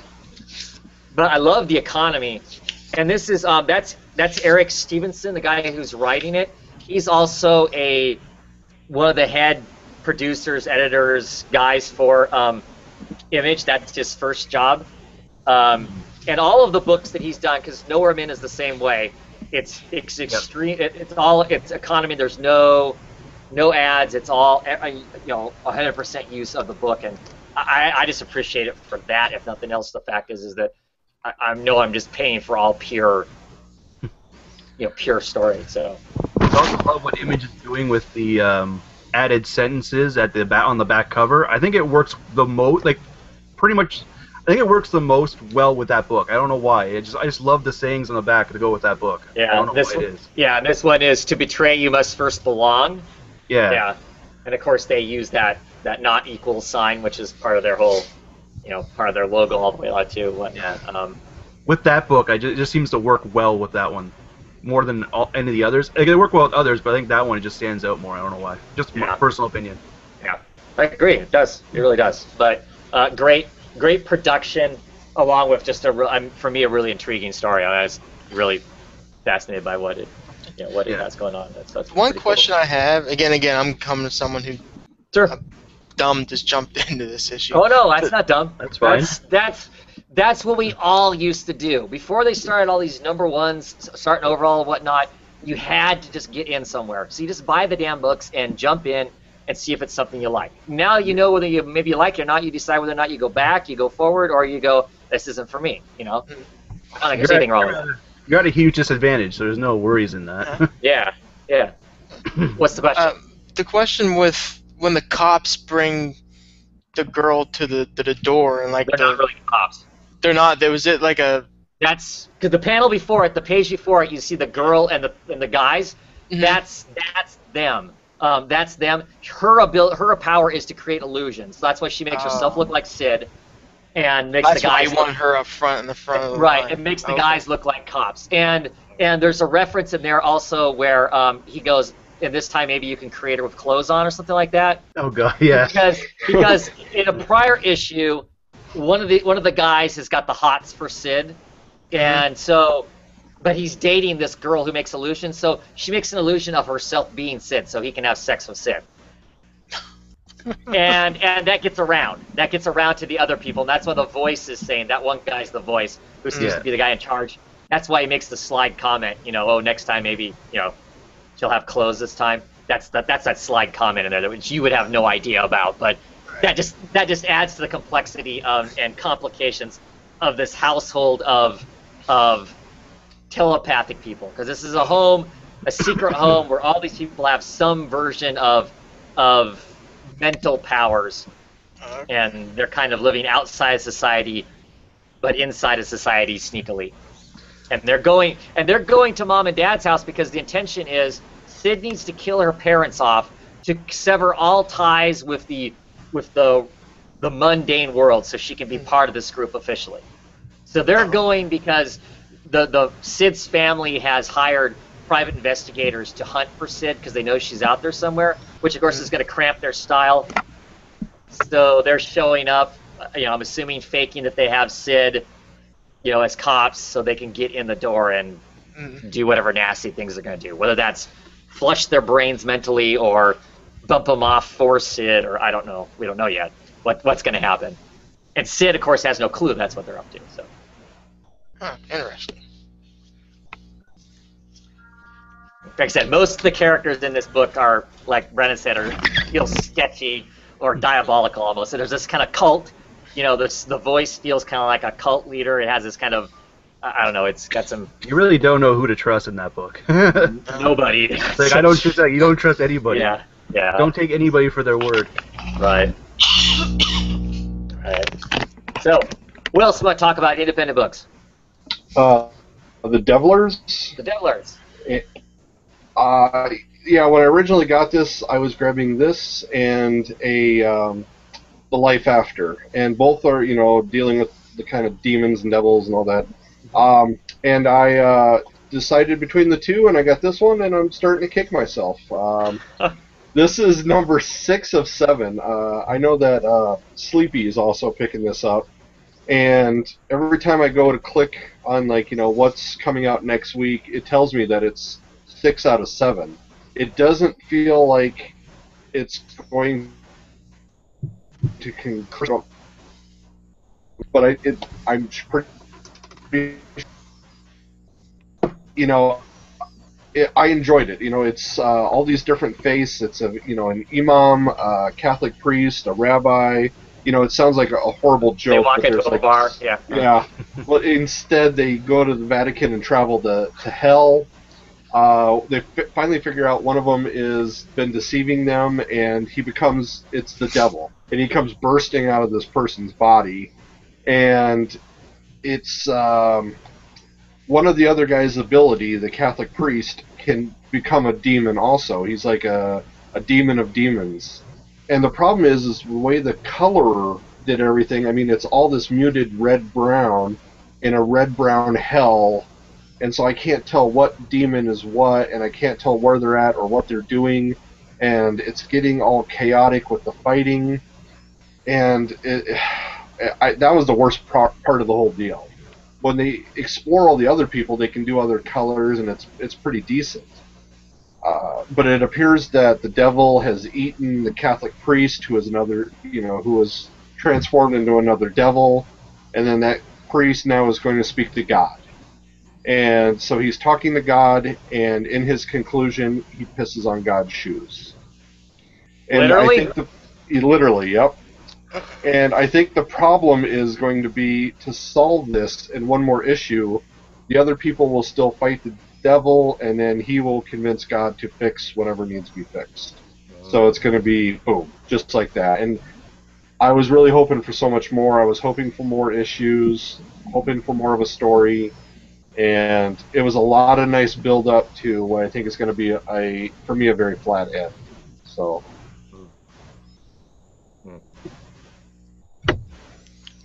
Bummer.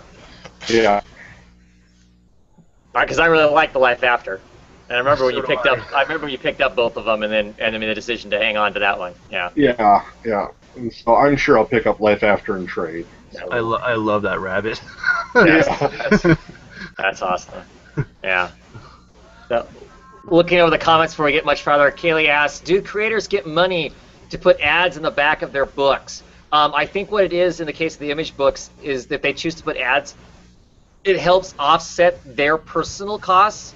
So in a sense, yes, I don't think they get paid money per se, but it offsets how much the book is costing them as creators, if that makes sense. Because them as creators, they're putting forth money to get the books out in the first place to some degree, and it's more money they're getting back in return. So I guess in a sense, yeah, they are getting paid.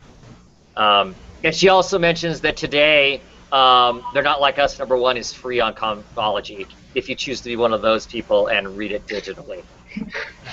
Hey, the price is right. It is free.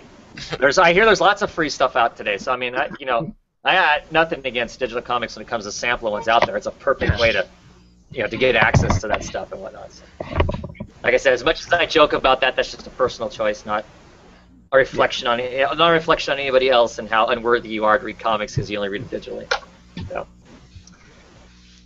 So what else do we want to talk about independent books?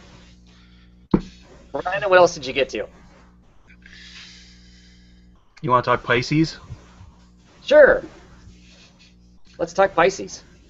This was actually kind of funny because I was about halfway through this book, and I was like, this is supposed to be a sci-fi book, isn't it? I was like, this doesn't feel like a sci-fi book. Am I confused? I'm thinking this is a different book. And so I was kind of thrown off at how this started, because I was thinking it was going to go straight to sci-fi right away, and it didn't at all. Right. So I'm a little unclear, but how this story was laid out. At the end, we see this character named Dylan or whatever, right? He's sort of floating in space endlessly. So I'm assuming that what we saw were like just certain moments he's re-experiencing in his mind is what I'm guessing, but I don't know if that's clear, if I'm on the right track or what. I'm a little lost. Yeah, that's the sense I got too, because I was the same with you. I got about halfway through the book and I go, you know what? I don't know that I'm liking this story, because this isn't sci-fi. This isn't. I mean, this isn't space. What the hell is this? Because it's just kind of, and then it was starting to feel more and more like, and it did start to feel more and more as it went along, like a head trip, as opposed to that these were chronologically stuff I was supposed to keep track of for a particular reason. And then, of course, at the very end, it's got this character kind of being, cascading out in space. So I'm assuming he's hallucinating, or in some sense he's having flashbacks, he's having the bends, he's having something where it's throwing him through. He's got a lot of time to think. Right, because to me, space travel sounds marginally frightening anyway, to me personally, and the idea of being in a suit and being kind of chucked out into the middle of black open space really sounds frightening. So I could see a lot of the whole, because the final page is him. He's stuck to a tether, but he's clearly just kind of being pitched out into nowhere. So yeah, I think that's what that has to do. I like the art. I like the ending of it, where the ocean stuff, where it leads to him kind of walking. This art's great of him kind of walking through the waves, and the waves kind of become astral, and then pretty soon he's floating in space as opposed to floating in water. Right. But yeah, clearly, if this is stuff that's really happened to him in the past, he's had a pretty rough existence up to this point. I was also not expecting this book to be as violent as it was. Yeah. I was just like, there's big fights at the beginning in a hospital. They end up in Vietnam, and he's like a crashed pilot. His co-pilot gets just butchered by the Viet Cong, and he watches him get tortured and butchered by the Viet Cong instead of getting involved. He's just gonna hide and walk away from it, and he takes it out on some guy who's like taking a dump by a tree reading a comic book. I'm like, wow, that was graphic. Yeah, the guy's reading a comic. He's a Viet Cong or whatever, and he frickin' stabs him in the eye and shoots up a bunch of other people. And one of the guys has like a disease on him or something. Yeah, that was unclear. So and then of course you see the back cover is the issue to number 2, and clearly there's some crazy alien shit going on. It looks like. I mean that's some pretty intense looking stuff. So I don't know. I enjoyed it, but it was confusing. And like I said, up until about the halfway point of the comic, I was frustrated because I was reading it going, "This isn't what I signed on for." Yeah, that's what I was too. But I have a certain amount of faith in Curtis Webb.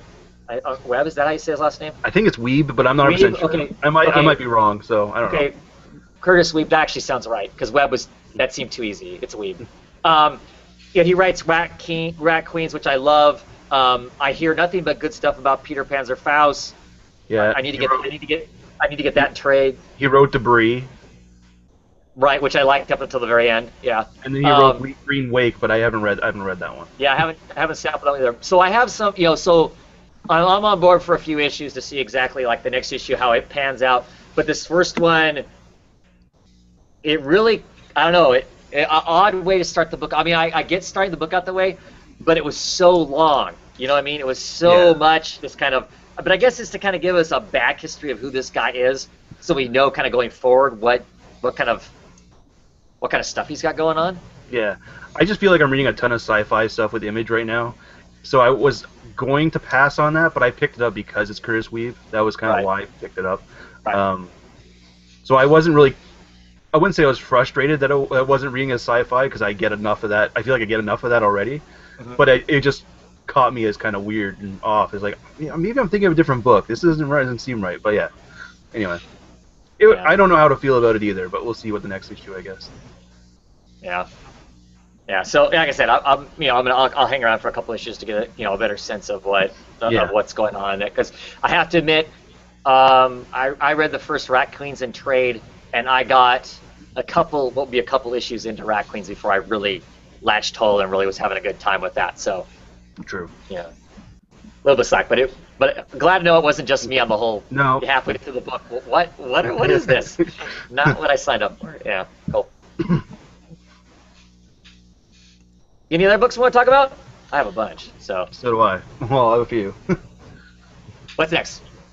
You want to talk about blow up dolls now? Oh, let's do that. Let's talk about blow up dolls and earwigs. Son of a... Gosh. I don't like earwigs anyway, but.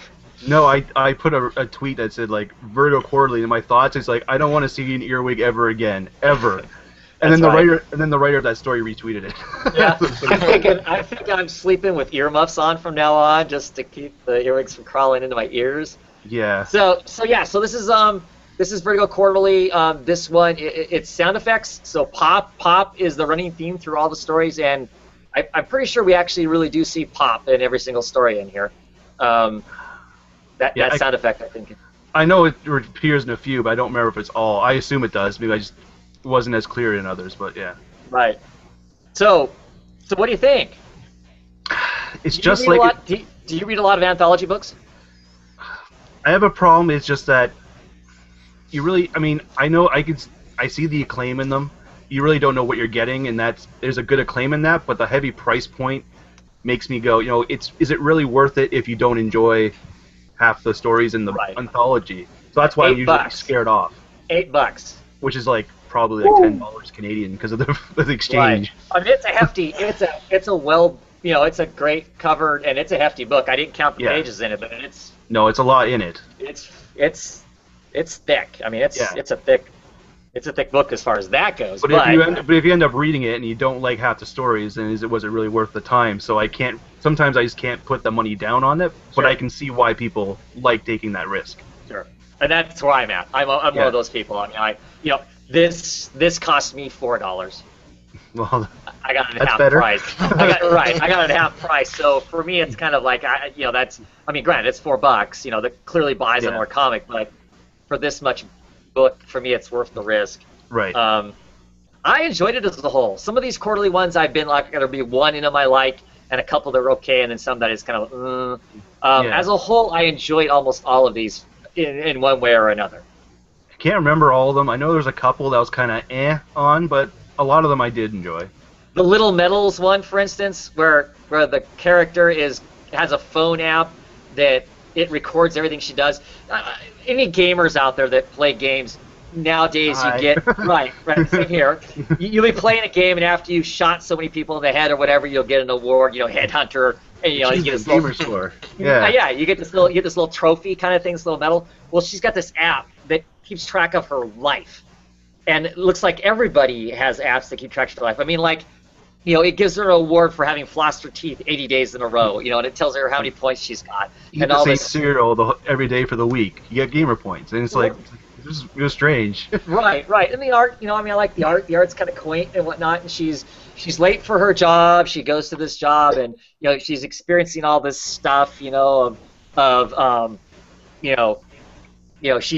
running, so she gets her cardio up above X, burns more calories, so she gets she gets points for that and stuff. She has this horrible experience at work, goes and gets drunk, is getting points for all this different stuff for insulting the same guy 2 or 3 times. Her boss reprimands her for being basically a loser, and she gets points for being reprimanded by a superior. Just all this different ridiculous. I don't know. I just liked it because life's kind of that way sometimes. Yeah. So and she ends up being a winner very briefly at the very end of it. I won't completely spoil why that is, but I enjoyed that one. And that story was written by Jim Zub too, which is kind of interesting. Right. I read a lot of his stuff, so that's cool. Yeah. That was cool. I enjoyed that one. I like the art of the very first story, but I'm not sure I understand what the hell the story was. Same here. Nathan Fox is an artist I like. His art style is really, strange. He does the covers, most notably right now does the covers for FBP, that Vertigo book. But the thing I like about it is the coloring, because Lee Luridge does it. He also does Deadly Class, so it looks like Deadly Class is coloring. Right. It's very, it's very dynamic as far as that goes, but I don't understand the black, whatever the crap is. I kind of thought I understood it till the end, and the end doesn't have a real ending, and I was like, okay, other than it saying pop at the end. I just chalked that up as okay, moving on. Yeah. I really liked the Earwig one is freaking creepy. Yes. I did like it. It to me felt very Twilight Zone-esque. Yes. You got this kind of a loser guy. He's busy self-gratifying himself in bed, thinking of his 5th grade math teacher. An earwig crawls in his ear, and then he goes through the whole dilemma of him feeling it in his ear and all the stuff he tries to go through. And he has his mom calling him on the phone, leaving phone messages, kind of basically treating him like a little baby still. And he goes to a very extreme to get the earwig out. Pours hot water through a funnel into his, or boiling something into his ear, which of course does more damage to him. And he takes a pair of scissors at one point. Yeah, it's pretty dramatic. Well, if an earwig's munching on your brain. Yeah, right. Extreme measures might be called for. Right. So that one was cool. I actually liked the blow up doll one. Yeah, I actually did too. It's basically it's Hope Larson does it, and I'm a fan of Hope Larson anyway. She does lots of kind of obscure little books and whatnot. She did a retelling of A Wrinkle in Time in graphic novel form, but the book doesn't have any words in it. It's just all pictures. But it's about a blow up doll who is at a bachelor party. It's left at this bachelor party. It's left in a bar. The blow up doll gets thrown away. It gets picked up and recycled by a couple people, and not recycled in that way. The blow up doll is never. The blow-up doll is never seen in any sexual context other than at the very beginning, some guys using it as a joke for The Bachelor kind of a thing. A kid picks it up out of the garbage. He doesn't realize what it is. He brings it to school just thinking it's a fun doll. And of course, he gets picked on at school. The teachers, of course, take it from him because it's a sex doll. It gets, a hole punched in it. That's where the pop The comes in. teachers start making fun of it in the back. Then the principal gets it, and it just goes on like its own little journey. Right, and it's got a sweet ending to what ends up happening to it at the end. I thought so. So do I. That was good. That was a good story too. Yeah, I kind of like the psychological. I didn't completely understand it, but I liked the very last story by Peter Milligan at the end of it too. I thought that one was kind of interesting, and I liked. Recall what one that was. That's the one with the stripper who's in a coma, and the doctors are trying to get out of a coma, but she's got her own thing going on as far as. Yeah, I like that one too. I didn't mind that one. And I like the transgender mermaid story also. Yeah. Yeah, that one. I like the art in that. That one was kind of cool. I could read more story of this. That one was kind of fun. So as a whole, for me, I thought it was a successful. Yeah, outside maybe like one or two, I was kind of on. Yeah. I thought it was a success. Yeah. Yeah. Now I might have to pick up the next Vertigo Quarterly. There you go. I actually enjoyed the majority of that one more than I enjoyed the color ones, and I did kind of like those, but yeah. Oh yeah. So, but yes, a hefty book. I mean, at $8, that's not for the shy to pick up. That's for sure. I have Outcast. Awesome. And if there's anybody who's watching that's also grabbing single issues, it's a fine story, but it really feels like it's a big push that it'd be better consumed in trade. That I'm enjoying it, but sometimes the pacing of the story makes individual issues seem flatter. Isn't that sort of the same problem Robert Kirkman, a lot of people have with Walking Dead as well? And that's by the same guy, right? Robert Kirkman. And I've only read those in trade. I haven't done individual issues, so that's why I was wondering. Did you get to read this one then, Brendan? I have not, unfortunately, but all right. Yeah, I have heard that same complaint. I don't want to ruin anything about it. It's just that, like I said, it's still good. Everything adds to the story, but it's just, it's. I feel the pacing just isn't there. There is a nice little additional story called Injection at the end of it, and that one piqued my interest. Wait a minute, was that a teaser to the new Warren Ellis book that's coming out in 2 weeks? Yes. Oh, now I want to know it. Now I need to read it now because I want that book so bad. Yeah, and definitely, after reading just 3 pages of it, I mean, it's tempted me. So that was nice. I love Declan Shalvey's artwork too, so I'm going to be all over that book when that comes out. Yeah, Declan Shalvey with Jody Blair doing the colors on it. And Warren Ellis, the Moon Knight. Warren Ellis going to town. Yeah. So that was my only negative thing, is maybe the pacing on Outcast. Otherwise, it was good. It's a good book. So. That's why I don't read Kirkman in singles. All right. Yeah, because it always feels to me like there's those flat issues in between, and then you do get the payoff. I'm not saying that there isn't a good story there by the time you're done. It just feels to me like that stuff in between doesn't. I don't know, something about that. I'll wait for the TV show. Oh no. Yeah. Well, and that is also the other thing I worry about is as all these independents get picked up so easily, it makes me worry that everybody's writing a different style from comic book style to a more TV movie format style. Well, so much stuff gets picked up and doesn't actually see the light of day. Right. I would think you're going to have to write to be successful. I think you're going to have to write a successful comic. I hope people learn that. That if you don't have a successful comic that keeps people excited, I don't know if the excitement's going to be there for a TV show. Either, even if it gets picked up, because like I said, a lot of this stuff gets picked up. Thief of Thieves got picked up as, going to be the next AMC show. Yeah. Thief of Thieves came out, 3 years ago now, almost, I think, 2.5 years ago or something like that. I don't think that's ever actually going to be a show. But makes the sales and the resales go up a whole lot. That's for sure. As soon as somebody says they're going to be a TV show, so Yeah. I don't know. Yeah. Yeah. What else? Did you read any other? Did you get any others read, Brendan? I have a couple, but you can start. You can pick one now. Rumble. I read Rumble. Stack. Yeah. I'm really enjoying that. This is the final issue of this arc. It does have kind of the battle. It, happens in it. It ends in a place where you feel like, okay, this is an ending, and then the next thing's going to start, which is great because the next book doesn't start until August. Yeah, it's rough. I mean, I'm of two sides about that. It's like I want the same people on the book all the time. I want them to be able to recharge, and live their lives and clearly and all that kind of stuff. But man, that's a long wait between. That's a long wait between issues. But I'm glad it's after the arc is done. I mean, they've told a bit of story here. The dust settles at the end of this, or at least as much as it can right now. Our main characters get to wipe their brows and go, whew.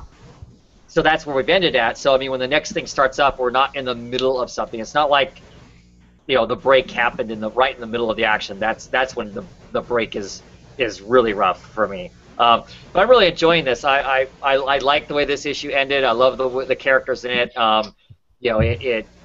It definitely draws our lines as to who the quote unquote good guys are, who the bad guys are by the end of this, and where the battle lines are, and what the new things that are at stake after this is done was fairly interesting. I love the art, continue to love the art in it. James Herron, I just think, is a great artist, and Dave Stewart does a wonderful job of coloring it. Our besides our Scarecrow God character, the two dudes that are hanging out with him trying to help him, they're funny. One guy's kind of an idiot. He's not smart enough to realize just how much trouble he's in half the time when he's in trouble. He goes charging in to swat demons with a baseball bat, clearly outclassed, but just isn't smart enough to realize that that's the case. So he's got some funny lines in there and whatnot. Our other main character has a Jimmy the Cricket moment, which is pretty funny, and he actually does come in and save the day at the end of this. And I don't know, it's just lots of fun. The art for me is the big sell, but it's kind of an amusing story, and I feel like that now this first arc's out of the way to kind of, like I said, put down the scaffolding of what we're going to have for a story. Just kind of excited to see what comes from this point forward in it. Yeah. Rumble.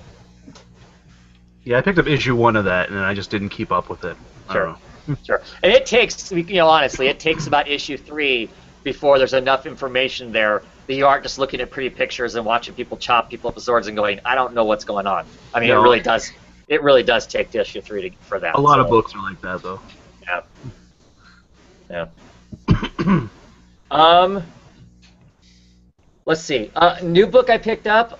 I picked up Resident Alien, and this is the Sam Hain mystery. This is issue 0 of 3. Issue 0 because this reprints this issue out of a bunch of Dark Horse Presents from last year. Bits and pieces of the story were there, and so this is one of those 0 issues that, if people have heard me talk about Dark Horse Presents, I mention the fact that lots of times the first issue of things that they think are going to be successful get printed in bits and pieces in that. Resident Alien's had minis in the past too, I think. Yes. I've never read any of them. I've always been curious about them. So I just thought, well, I'll get this one. I mean, I'm hoping it's going to give me enough information to understand who the character is, and then it's going to tell me a story, which is exactly what this does. I mean, this issue gives me kind of an overview of, he was just an alien guy flying along. He crash lands on planet Earth. He's got a high intellect. Thankfully, one of his alien abilities is he just blends in. He looks like everybody else.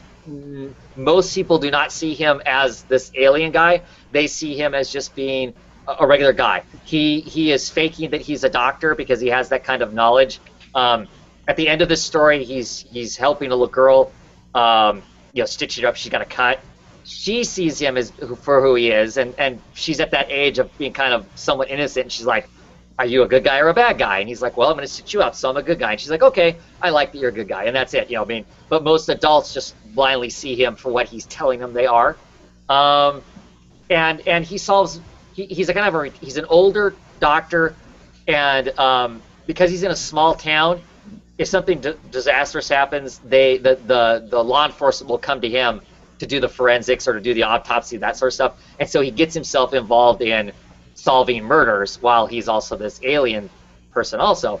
Well, there's some branch of the FBI, X-Files-esque or whatever, that knows who he is too, because when he first crash lands, he realizes very quickly that he has to have money. So he counterfeits a whole bunch of money. And he buys everything he needs with counterfeit money, and of course counterfeit money gets the Secret Service and the FBI involved because he's counterfeiting money.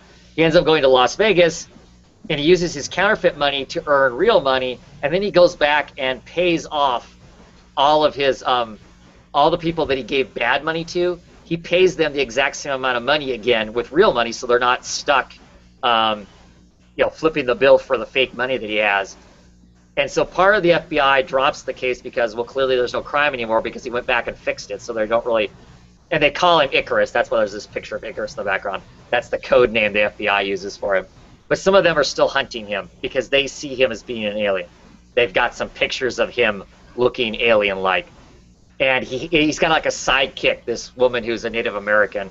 And they can't find him on camera, but they can find her on camera. So they're doing this giant search, trying to find any traffic cameras or ATM machines that have her pictured in it so they can try and trace him down. So I liked it. It was the first interesting first issue. For 4 issues, I think it's going to be worth checking out. Cool. Yeah. What else? Otherwise, we're just going to listen to me talk. Alex and Ada? I do not get that. Is that the last issue? I know you don't. No, second to last. I'm going to get it all in trade. I just hear too much great stuff about it not to get it. Thing is, I think I have to be extremely vague about this book. Yeah. Don't worry about it for my sake. Yeah. So the reason why I like this book is it draws on a lot of themes about what life is and the nature of life in general. And I know a lot of people who have read this book has had some issues with this book because the pacing sort of jumped. It feels like a lot happened in this issue while the other books were a little bit slower paced. So the story is about, if you haven't read Alex and Ada, basically it's about this guy named Alex and this android robot called Ada, who is this basically it's in a futuristic world, and you can buy these companions, but when you get them, they aren't sentient. And Alex wanted something more out of this. He didn't really feel like he wanted to love an inanimate object or whatever, so she is sentient. However, that is against the law because there's been robot attacks and stuff. So it's kind of under government law you can't break sort of or free a cyborg or android's mind. So at the end of the last issue, basically for the longest time I've had this problem with this book that I know this book is going to end in a way that's going to leave me emotionally gut punch. I don't feel like it's going to end in a happy, everyone lives happily ever after ending. So basically at the end of the last issue, the police are onto them, and Alex and Ada run and jump states and go off, right? And they're on the run now. So a lot happens while they're on the run, and I think a lot of people are just like, oh, the pacing was just out of nowhere. It seemed like it was a jump from the rest of it. But I kind of don't have a problem with that because I think it speaks to what Jonathan Luna is trying to do with this book, and that is life can move very, very fast, and life can be taken away from you very, very fast. And I think that the pacing of the story fit the theme of what life has been, or what life is throughout the entire series. And I think that's why I really enjoyed this book, actually. There's one more issue left. I don't know how it's going to end, but I've been really enjoying this book. It's one of my favorite Image books, to be honest, and I would highly recommend you trying it in trade. The artwork as well by Sarah Vaughan's fantastic. I don't really want to say too much more about it because it's kind of an important issue. Yeah. So, yeah. But I really Cool. enjoy this book. That just makes me more excited about it. I mean, if and it makes sense if they're on the run that your pacing would change. Right. From the leisure of what was going on before, in a panic, if that's the change in the pace to give you that sense, that's good craftsmanship, I would think. Yeah, I didn't have a problem with it. Yeah. So yeah, one more issue left. I think what people had a problem with is that they felt like while they're on the run, there could be more to be explored, and more avenues to be explored. Wow. But I think just judging by the themes that's been conveyed in the rest of the series, it fit. So I didn't have a problem with it. But yeah. So you're saying some people have a sense of, they're hurrying to get it done because next issue's last issue, so we got to hurry up and cram this stuff I think in so. to get to that. They feel like there could be more avenues they could have focused on to extend this series a bit more, and they could. But I think, judging by the themes that they've been trying to lay out from the very beginning, I think it fit, and I didn't have a problem with it.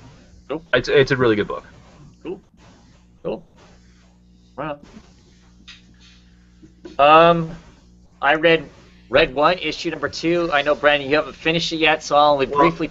I was actually halfway through the first issue. For some reason, I had it in my back issue pile, so I never read anything of issue 2 yet. But yeah, I was in the middle of reading it. I don't know how excited. I still don't know how I feel about this book. There's elements of the character, her still somewhat gullible naivety about some things. This kind of bugged me. The disembodied voice at my house just keeps telling me that's because she's from Russia, and that's the difference between Russia's assumption of things, and then she comes to America, and America has a different view of those same things. But I don't know if that's true or not. I don't know. But all right, I'm not buying that. I mean, to me, that's like, I guess that's a simple answer to try and justify her behavior, but it's not written in a way that makes me feel like that's the case. Speaking of which, have you heard this Xavier Dorison person before? I've never heard of this writer before until now. Yeah. No, I mean, I'm way familiar with the Dodsons. Yeah, me too. Terry and Rachel. That's why I picked the book up. Me too. Because quite frankly, they do good eye candy. I mean, I like the art, and the women look great, and everything else about it does too. I mean, I like them, so happy with their work. So that's the biggest reason I picked it up. Yeah, me too. This is this issue 2 is the end. It's the end of this story. It's 2 issues. That's all it is. And then next year, they're writing this in the letters page. It talks about this is written in a quote-unquote European format, and that you're getting a bigger, thicker book. You get a couple issues, and then they're going to put out a mini hardback or a trade version of these couple issues with a little bit of extra bling in the back of it. And then next year they'll put out 2 or 3 more issues, and they feel like they're giving you basically the same bang for the buck or better. This is $2.99. It's thicker. It's 59 pages for $2.99. So they feel like they're giving you more pages for your dollar in that way. But by the end of this, I just wasn't. Not a whole lot of story was told. It doesn't feel to me like it. There's a lot of setup for me to now wait another year. I'm literally going to wait until August of 2016 before I see the next book or something. That's a long time to wait to get the next single issue, even if it's a thick issue of the story. It just seems strange to me. So I'm not sure. With it not being riveting, I don't know that's enough for me to even really be thinking about it a whole lot when it comes around next time. Right. I mean, so I don't know. There's some craftsmanship issues that I have with this book. I still hate the lettering. I was just about to say, I read halfway through the first issue, and I think you mentioned it before, but the lettering is so small at times. Well, and it's like the boxes and the lettering change. Instead of keeping all the thought boxes that are in the comics, which nowadays that's traditionally how you don't do thought bubbles, you do the thought boxes, right? They change size and the lettering font. I don't mind the box changing size, but the font inside should stay the same. Unless someone's whispering or yelling in their head, it should stay the same. But it doesn't. It's like they made a box, they wrote the lettering into it, and then they shrank the box to fit the frames. And sometimes you get some pages in here where you have, 12 frames to a page, and that means each frame is each panel is really small, and then they squish the box into it. I mean, I wouldn't say I wouldn't say I have the worst eyesight in the world, but there's a couple of times where I'm just like, what is it saying? I have to put it over my face. It's the inconsistency of that really, really bothers me, and to the point to where it takes me out of reading the book, where I start spending my time going, damn, look at that. You know, it's not right. You look at any other professional comic book, and that's not how it's done. And so I do not understand why this letterist, who does other stuff, this person letters Spider-Gwen, I think, Clayton Cowles. I'm pretty sure Clayton Cowles does like I think Spider-Gwen so. also. And so the rest of it's no, it's not fine. It's not fine regardless. That inconsistent size of font goes throughout the entire book, even in some speech bubbles. Not as much, but it still does. But it is really stinky when it comes to some of those panels. And it's awesome that you get these action shots with all these panels in. I'm trying to find one as I'm talking here, but it well, like this, for instance. I don't know how well you can see that. So you got this here, and it's big and bold, and it's not because they're yelling or anything. And then you've got this, where they try putting a novel in this page that's got, that page has got, what, 8 or 9 panels on it, which is cool, but it's inconsistent. Each box has a different size font in it. Why? It needs to be consistent. Panel differently. If you need to put that's either a fault of the writer for trying to put that much dialogue or thought into this small of a panel, or it's the artist's fault for making a panel that's this small and then expecting somebody to cram that much freaking text in it. Because if all the text was the same size, that would take up about more than half of that panel would be this what's written in there. Right. That, to me, that's bad craftsmanship. And I know some people are going to go, oh, you're such a nerd about comics, but whatever. I mean, it's part of what makes comics work or not work. Usually I can overlook a lot of lettering issues, but I have a problem with that one too. You're not alone on that as well. Yeah. I have that problem too. It's not right.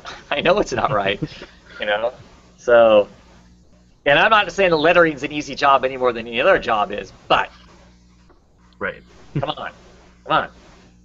Any other books you want to talk about? I picked up Hatter M, Love of Wonder, and it was a free comic book day one. And I guess this is based off of some novels that Frank Bedore is writing.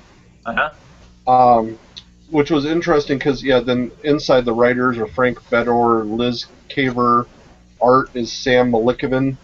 But then it gets into this weird thing like Mirror Keeper and Code Breaker and logo design, so I'm not quite sure what those people do, because there wasn't like colors by anybody, so I'm not really sure if that's supposed to be their secret code for some of this. I was surprised also that the Looking Glass Wars is trademark of Automatic Pictures, because this is all Lewis Carroll. This is Alice in Wonderland, the Mad Hatter, and I liked it. It's almost a little Ben Temple Smith with some of the artwork in there, which later on they have something that mentioned it. And I was enjoying it. It's the Mad Hatter goes to London to find Alice, who's living a normal life. She's going to marry a prince. And it was very nicely done, muted tones, and then you get to the Red Queen, and you get these wonderful, bright reds, which was really nice. And it was, I was really enjoying the art. I was enjoying the story, but then they get into some stupid stuff where Alice asks, well, where shall we go? And the guy who's saving her says, well, we'll go to Wonderland. And the priest who's going to marry Alice and the prince goes, Wonderland? OMG, take me too. And that's his thought bubble. And I'm like, that was so horribly written. And there was another time where the preacher's like, oh, I wonder if Lewis Carroll will show up, and I wonder if I can get an autograph. There were just certain segments of people's thought bubbles or something they said that ruined all the wonderful writing otherwise. And this, I guess, is, I think when I was looking through it, it's volume 5. And I really felt that as I picked it up and read it, I mean, it felt like it was just a continuation of what I already knew of Alice in Wonderland. So I didn't need all these other, but I guess there's already all this other format set up. I don't know if any of it else is in comic book format or if it's all just novels. I don't know that I would pick up the novels. I might, but the artwork and the story, I just love this comic. So if you can go back to your stores and you see it laying there free, I would pick it up. I love this thing. Cool. What publisher put that out? I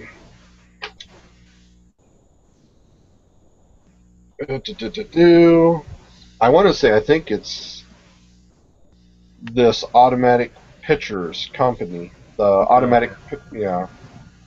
Just curious. Yeah, I mean, no. I'm familiar with that. I mean, I've seen it floating around.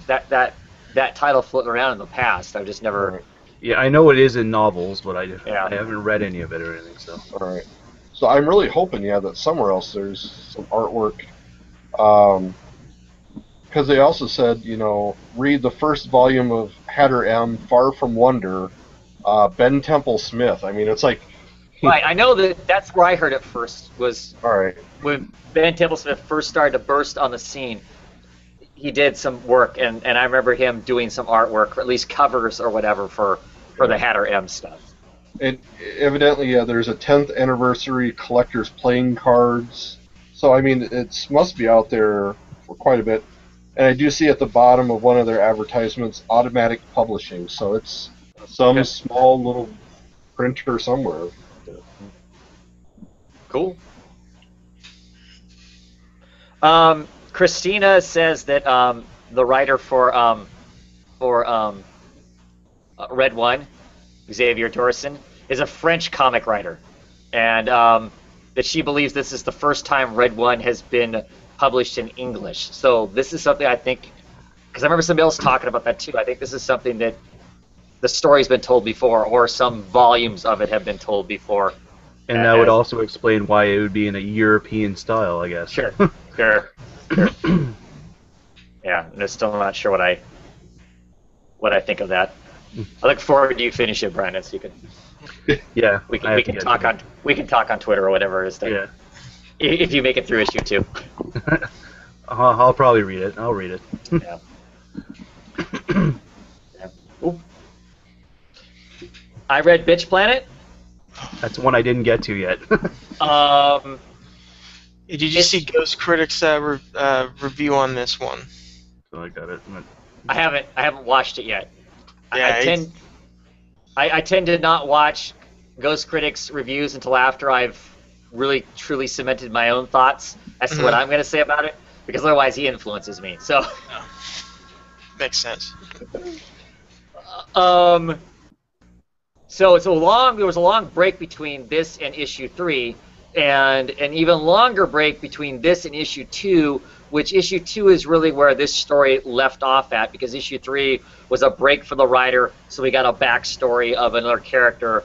So it's part of the story, but not directly related to what's actually happening. So a very, very healthy break between stories as far as what was going on in the last issue and what's going on in this one. I didn't feel lost getting into this, though. It all came back to me immediately, for me anyway. It wasn't like I had to go back and read issue 2. I enjoyed it. They dance around some things that have to do with it being a women prison exploitation book. I thought they did a pretty decent job of that. I mean, at one point in here, they actually literally label it at the top of the page. They say, "This is the like the mandatory shower scene or whatever." So of course you get the, this was an exploitation film. It would be the naked ladies stomping around in the in the shower, and they play with that, in the sense of what part of the story is going on while that's happening. They actually, the characters kind of own that in a sense in this, which was cool, and they own that in a way that also ties it into the rest of the story to further the plot down the road. So in this, from the, if you are reading it, not just being the story it is, but that if it is touting the feminist line, it in this, one of the characters takes back the exploitive nature of the shower scene and uses it to her advantage, which I thought was cool. And we get a larger sense, or a better sense of what the whole Megatron is about, what the game is, how it's. We learned some rules in a way.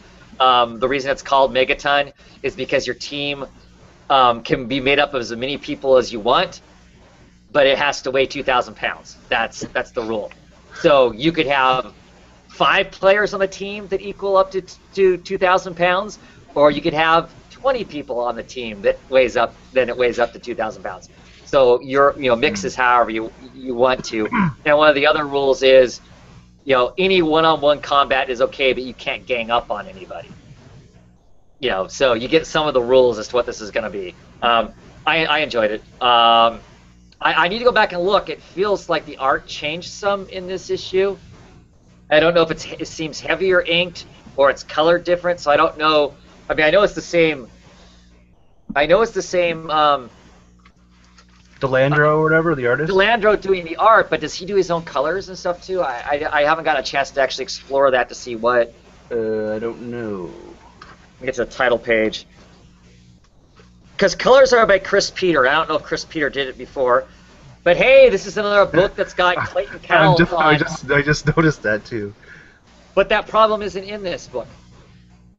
That problem of font change, of size, it's consistent. It's consistent all the way through this. So I don't know if maybe it's just a miscommunication somewhere. I don't know. Right, or like I said, it's the fact is the artist and the writer are creating these panels that make it impossible for the inker, for the letterer to put those in reasonably. Right. So I don't know. I enjoyed the issue. Every issue of Bitch Planet I enjoy more than the last issue. So for me, that's successful if it continues to be more enjoyable with each issue. So I'm happy with that. Up to issue 3, I've had that same sort of deal. My worry was that I was gonna have to reread issue 2 because of that big break. Because every third issue was the character spotlight, right? That breaks it up. So that was my main worry. But yeah, and that was mine too. I was like, oh man, you're right in the middle of an arc. I can see at the end of an arc having a story that tells us something different, but just drop it in the middle. It's like, boy, that's gonna feel disruptive. It didn't really feel that bad. Okay, we're left with the last issue. They got their, our main.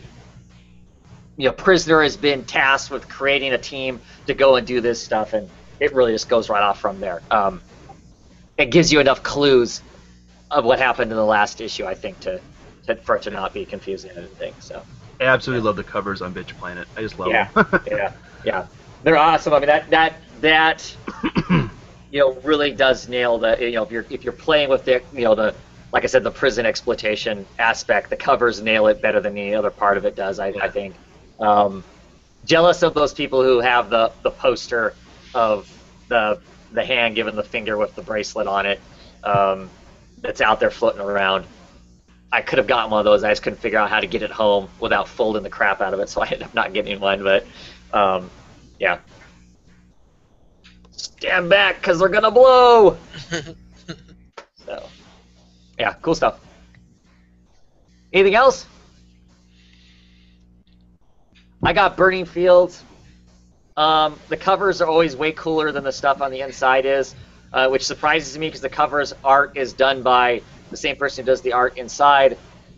This story moves it from being a conventional murder mystery set in the Middle East while people are scrambling to suck up as much oil and land as they can, to where this one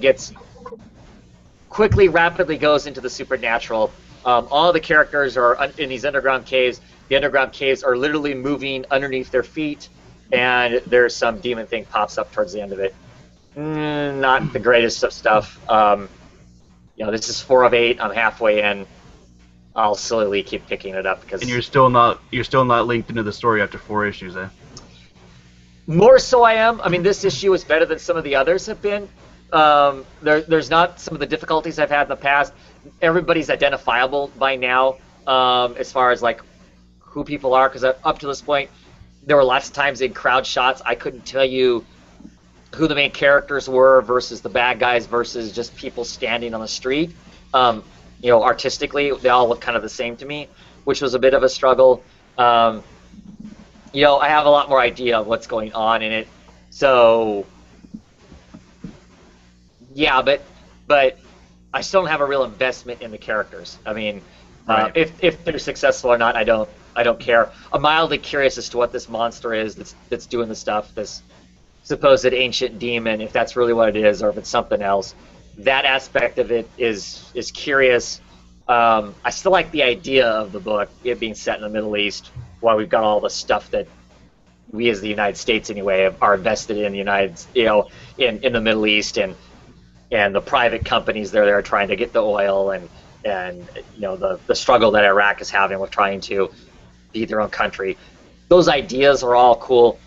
I don't know if they're conveyed actually in the book in a cool way though. So With this unfortunately. possible demon, is that supposed to be the twist? I know a lot of these independents will tell you a basic story, but then they feel they have to give it some weird twist. Yes, Did you it's kinda gone from go- being it's gone from being a serial killer or a serial mauler, somebody who disfigures people horrifically. Because like the first issues and stuff, you're finding all these tongues literally ripped out of people's heads and stuff like that.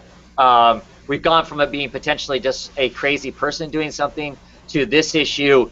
It clearly jumps into the supernatural or sci-fi, in the sense that they're in these caves that are underneath the ground that travel between these junkyards and the oil fields and stuff like that. And as they're walking down these tunnels, they're going down to tunnels and caves, and some of the stuff they're finding down there is like ancient cave paintings and ancient ruins of way pre BC type stuff. That's because the Middle East being kind of the cradle of civilization, as it were. They find all these ancient writings about ancient stuff and some potential cults and that sort of thing. And then literally the caves they're walking through will seal up around them. Floors will open up underneath them. They'll fall through, and literally the caves will twist and turn like they're in the bowels of something almost. So clearly we've gone past the conventional. There's some crazy homicidal maniac or a cult of homicidal maniacs out there killing people we've, like I said, we've clearly dumped off into the unreal. And it's not just happening to one individual, it's happening to a bunch of different groups of people. So it's not like it's one person who's hit their head or done some drugs and is acting weird. It's Right. it's everybody. So I guess yes, that's the twist. All right. The other two books I read, I really don't have much to say about them. But I read the last issue of Conan Red Sonja, the miniseries. I know a lot of people don't. I know you guys don't read Red Sonja, but Right. Who's doing that one? it's Gail Simone and Jim Zub. Okay. Yeah. I don't think I can really say too much about it, except it's just because there's really not a whole lot to talk about. Except I thought it was just a satisfactory ending to the whole miniseries. I had fun with the whole miniseries, so that's all I can really say on that one. But the other book I picked up was Wayward, which is also Jim Zub, who seems to be showing up everywhere this week. Right. This is the second issue of the second story arc, and at the end of the first story arc, two of our main characters have sort of disappeared. Some people think did they die or they just go missing or whatever. So we've kind of taken a break from them. We've been focusing on this other character named, I think, Emi, E-M-I. It's another Japanese schoolgirl who we've been sort of experiencing what her powers are like, because she's got these powers as well. And I just thought it was interesting the nature of the powers that we found out she had. For some reason, when she touches some surfaces, she can bend them to her will, but on some surfaces she can't. And she was trying to figure out why. So she touched stuff like wood and dirt, and nothing would happen. But then she would touch stuff like concrete, plastic in a can. So her powers are only limited to man-made materials, which I thought was kind of interesting.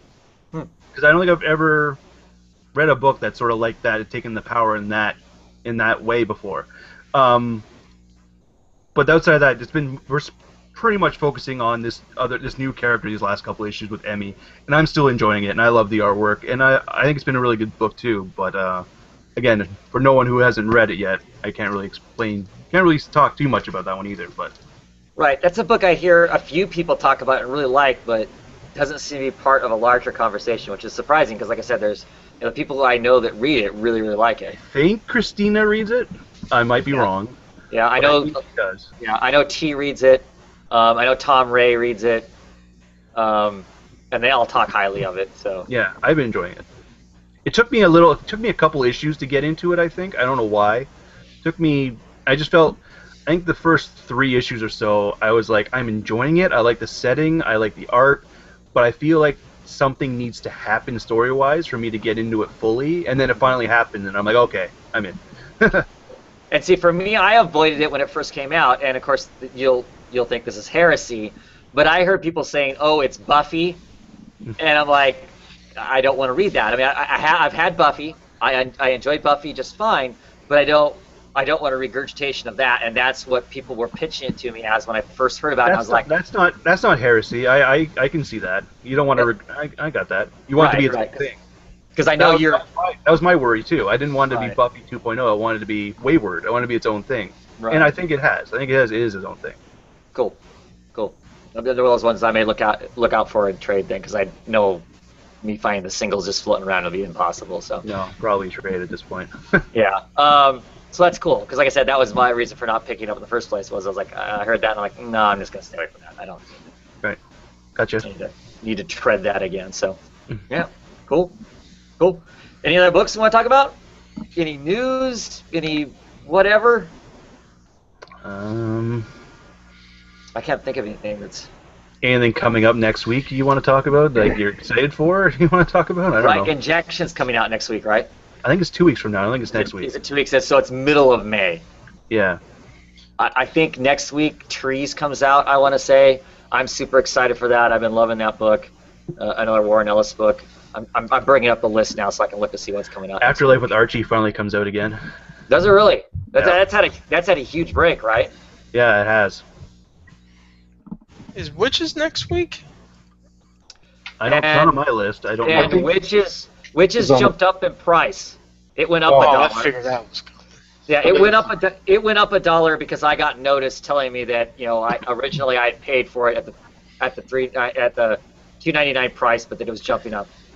Let's see. The other book I'm really looking forward to is Swords of Sorrow, but again, that's something you guys aren't into probably. But that's that Dynamite book with Gail Simone and a whole bunch of other female creators that takes a whole bunch of different Dynamite properties like Red Right. Sonja and Vampirella and Deja Thoris and all them.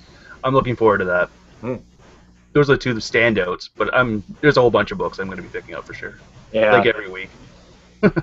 Yeah. No, Witches does not come out. No, Is it on break though for a while? That's what I was thinking. I thought it was May. The last issue of the arc. I thought it was the first week of May, but it might not be. Right. It might be next week. Right. For me, things like Baltimore, The Cult of the Red King, issue #1 comes out. Stoked for that because I always like the Baltimore I've never stuff. read a Baltimore book before, so I'm worried about jumping on. Yeah. I mean, a couple arcs ago, you could have jumped on and been just fine. Yeah. But he kind of met his ultimate nemesis, and now he's kind of recovering from that. So I think they're exploring new stories. So I think they, as a creative team, haven't completely nailed down what his new voice is going to be now. I mean, because it was all about getting to this one vampire and doing this one vampire in, and then he figured once he did that vampire in, he would be done. He would just kind of crumple down and die himself because he had killed the thing that had killed his family. Well, that didn't really happen. I mean, he got rid of that vampire and he didn't just fall apart. So, now what's next? And then they haven't really addressed that completely yet. So that's why the reasons I'm looking forward to this next one. I'm hoping that will be there for that. I know also next week, Neverboy, issue #3 is coming out. I really enjoyed the last issue quite a bit, so I'm excited to see what that ends up being like. Of course, the second issue of, I think, The Convergence, The Question, does it come out next week? Yep. Yeah. So I'm looking forward to that just because it's the question. Oh, yeah. Of course, we get the final issue of Wolf Moon. Are we all getting that book? Yeah. Brandon, are you Yes. getting that book? I dropped it after issue 1. It wasn't my bag. Yeah, and I can see that. I love the cover, but the story didn't do me any good. And I still wonder if I should have dropped it at number 1 too. But the final issue of that comes out, so I'm curious to see how it ends. So, is anybody getting that Wonder Woman 77 special? $8. I know, but apparently it's super. There's a lot of pages in it, but I would have tried it. I would have tried again. It's like the Vertigo. Yeah. I would have tried it if it wasn't so steep. Remember, what Mercy do was talking I- about that. Yeah. So what are you saying, Brandon? Are you saying that if there was a story in there with a blow up doll, you would have gotten Wonder Woman 77 too? Is that what you're saying? Absolutely, that's exactly what I'm saying. I want to see it, but I'm not curious enough in all of those kind of TV show knockoff things for me to spend that, even at my discount, to spend that kind of money on it. I just, as much as I love Linda Carter, Wonder Woman, that's awesome and all, but Like, I have a history of watching Adam West Batman for a long time, but I've never seen Wonder Woman Linda Carter because my fandom for Wonder Woman came pretty recently with the Brian Azzarello stuff. Cool. So I don't have that nostalgia factor as I do for Batman 66. Right. So I'm probably gonna pass. Right.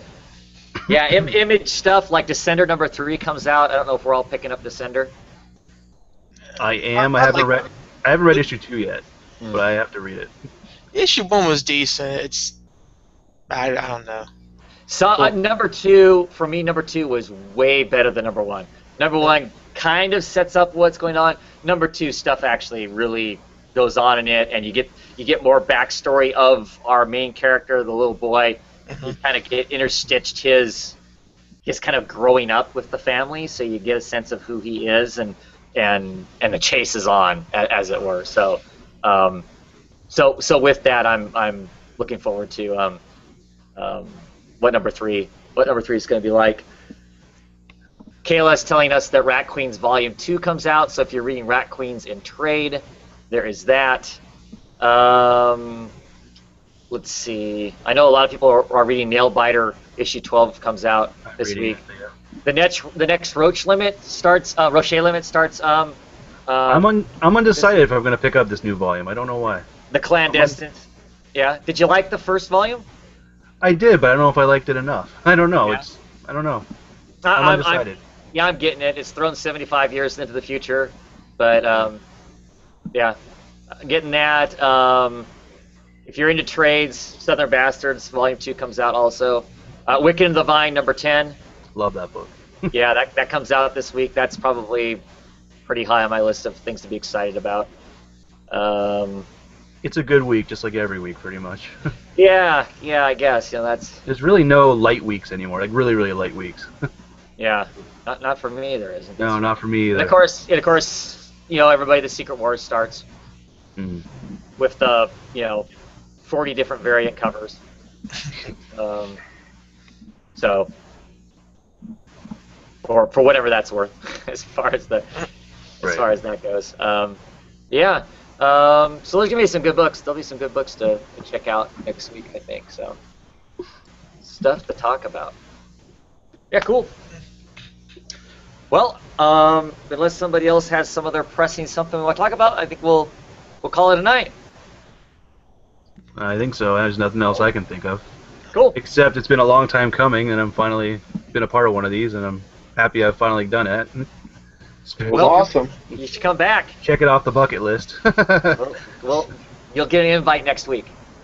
All right. Hopefully, I'll actually get my book because I get my book so infrequently sometimes. But Yeah. we'll see. Okay. Be cool. So anyway, thanks, Brandon, for coming on. We appreciate having new faces, and you spoke of your books eloquently, despite you commenting in the comments that you weren't. I was half joking. I don't really care that much. I know. No, it's good. You did good. And thanks again, Luke and Mike, for coming on and hanging out and talking books with me. Yeah, sure. Good time. We'll see what happens next week. And with that, thank you all for watching who watched us live as we're talking here. Since I know that we're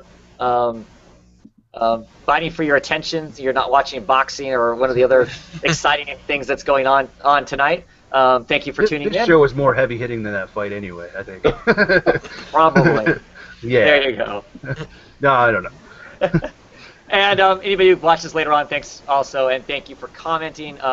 Always appreciated, and we'll try and get back to you. Anyway, have a great night, everybody. Have a great night, guys. See you next week.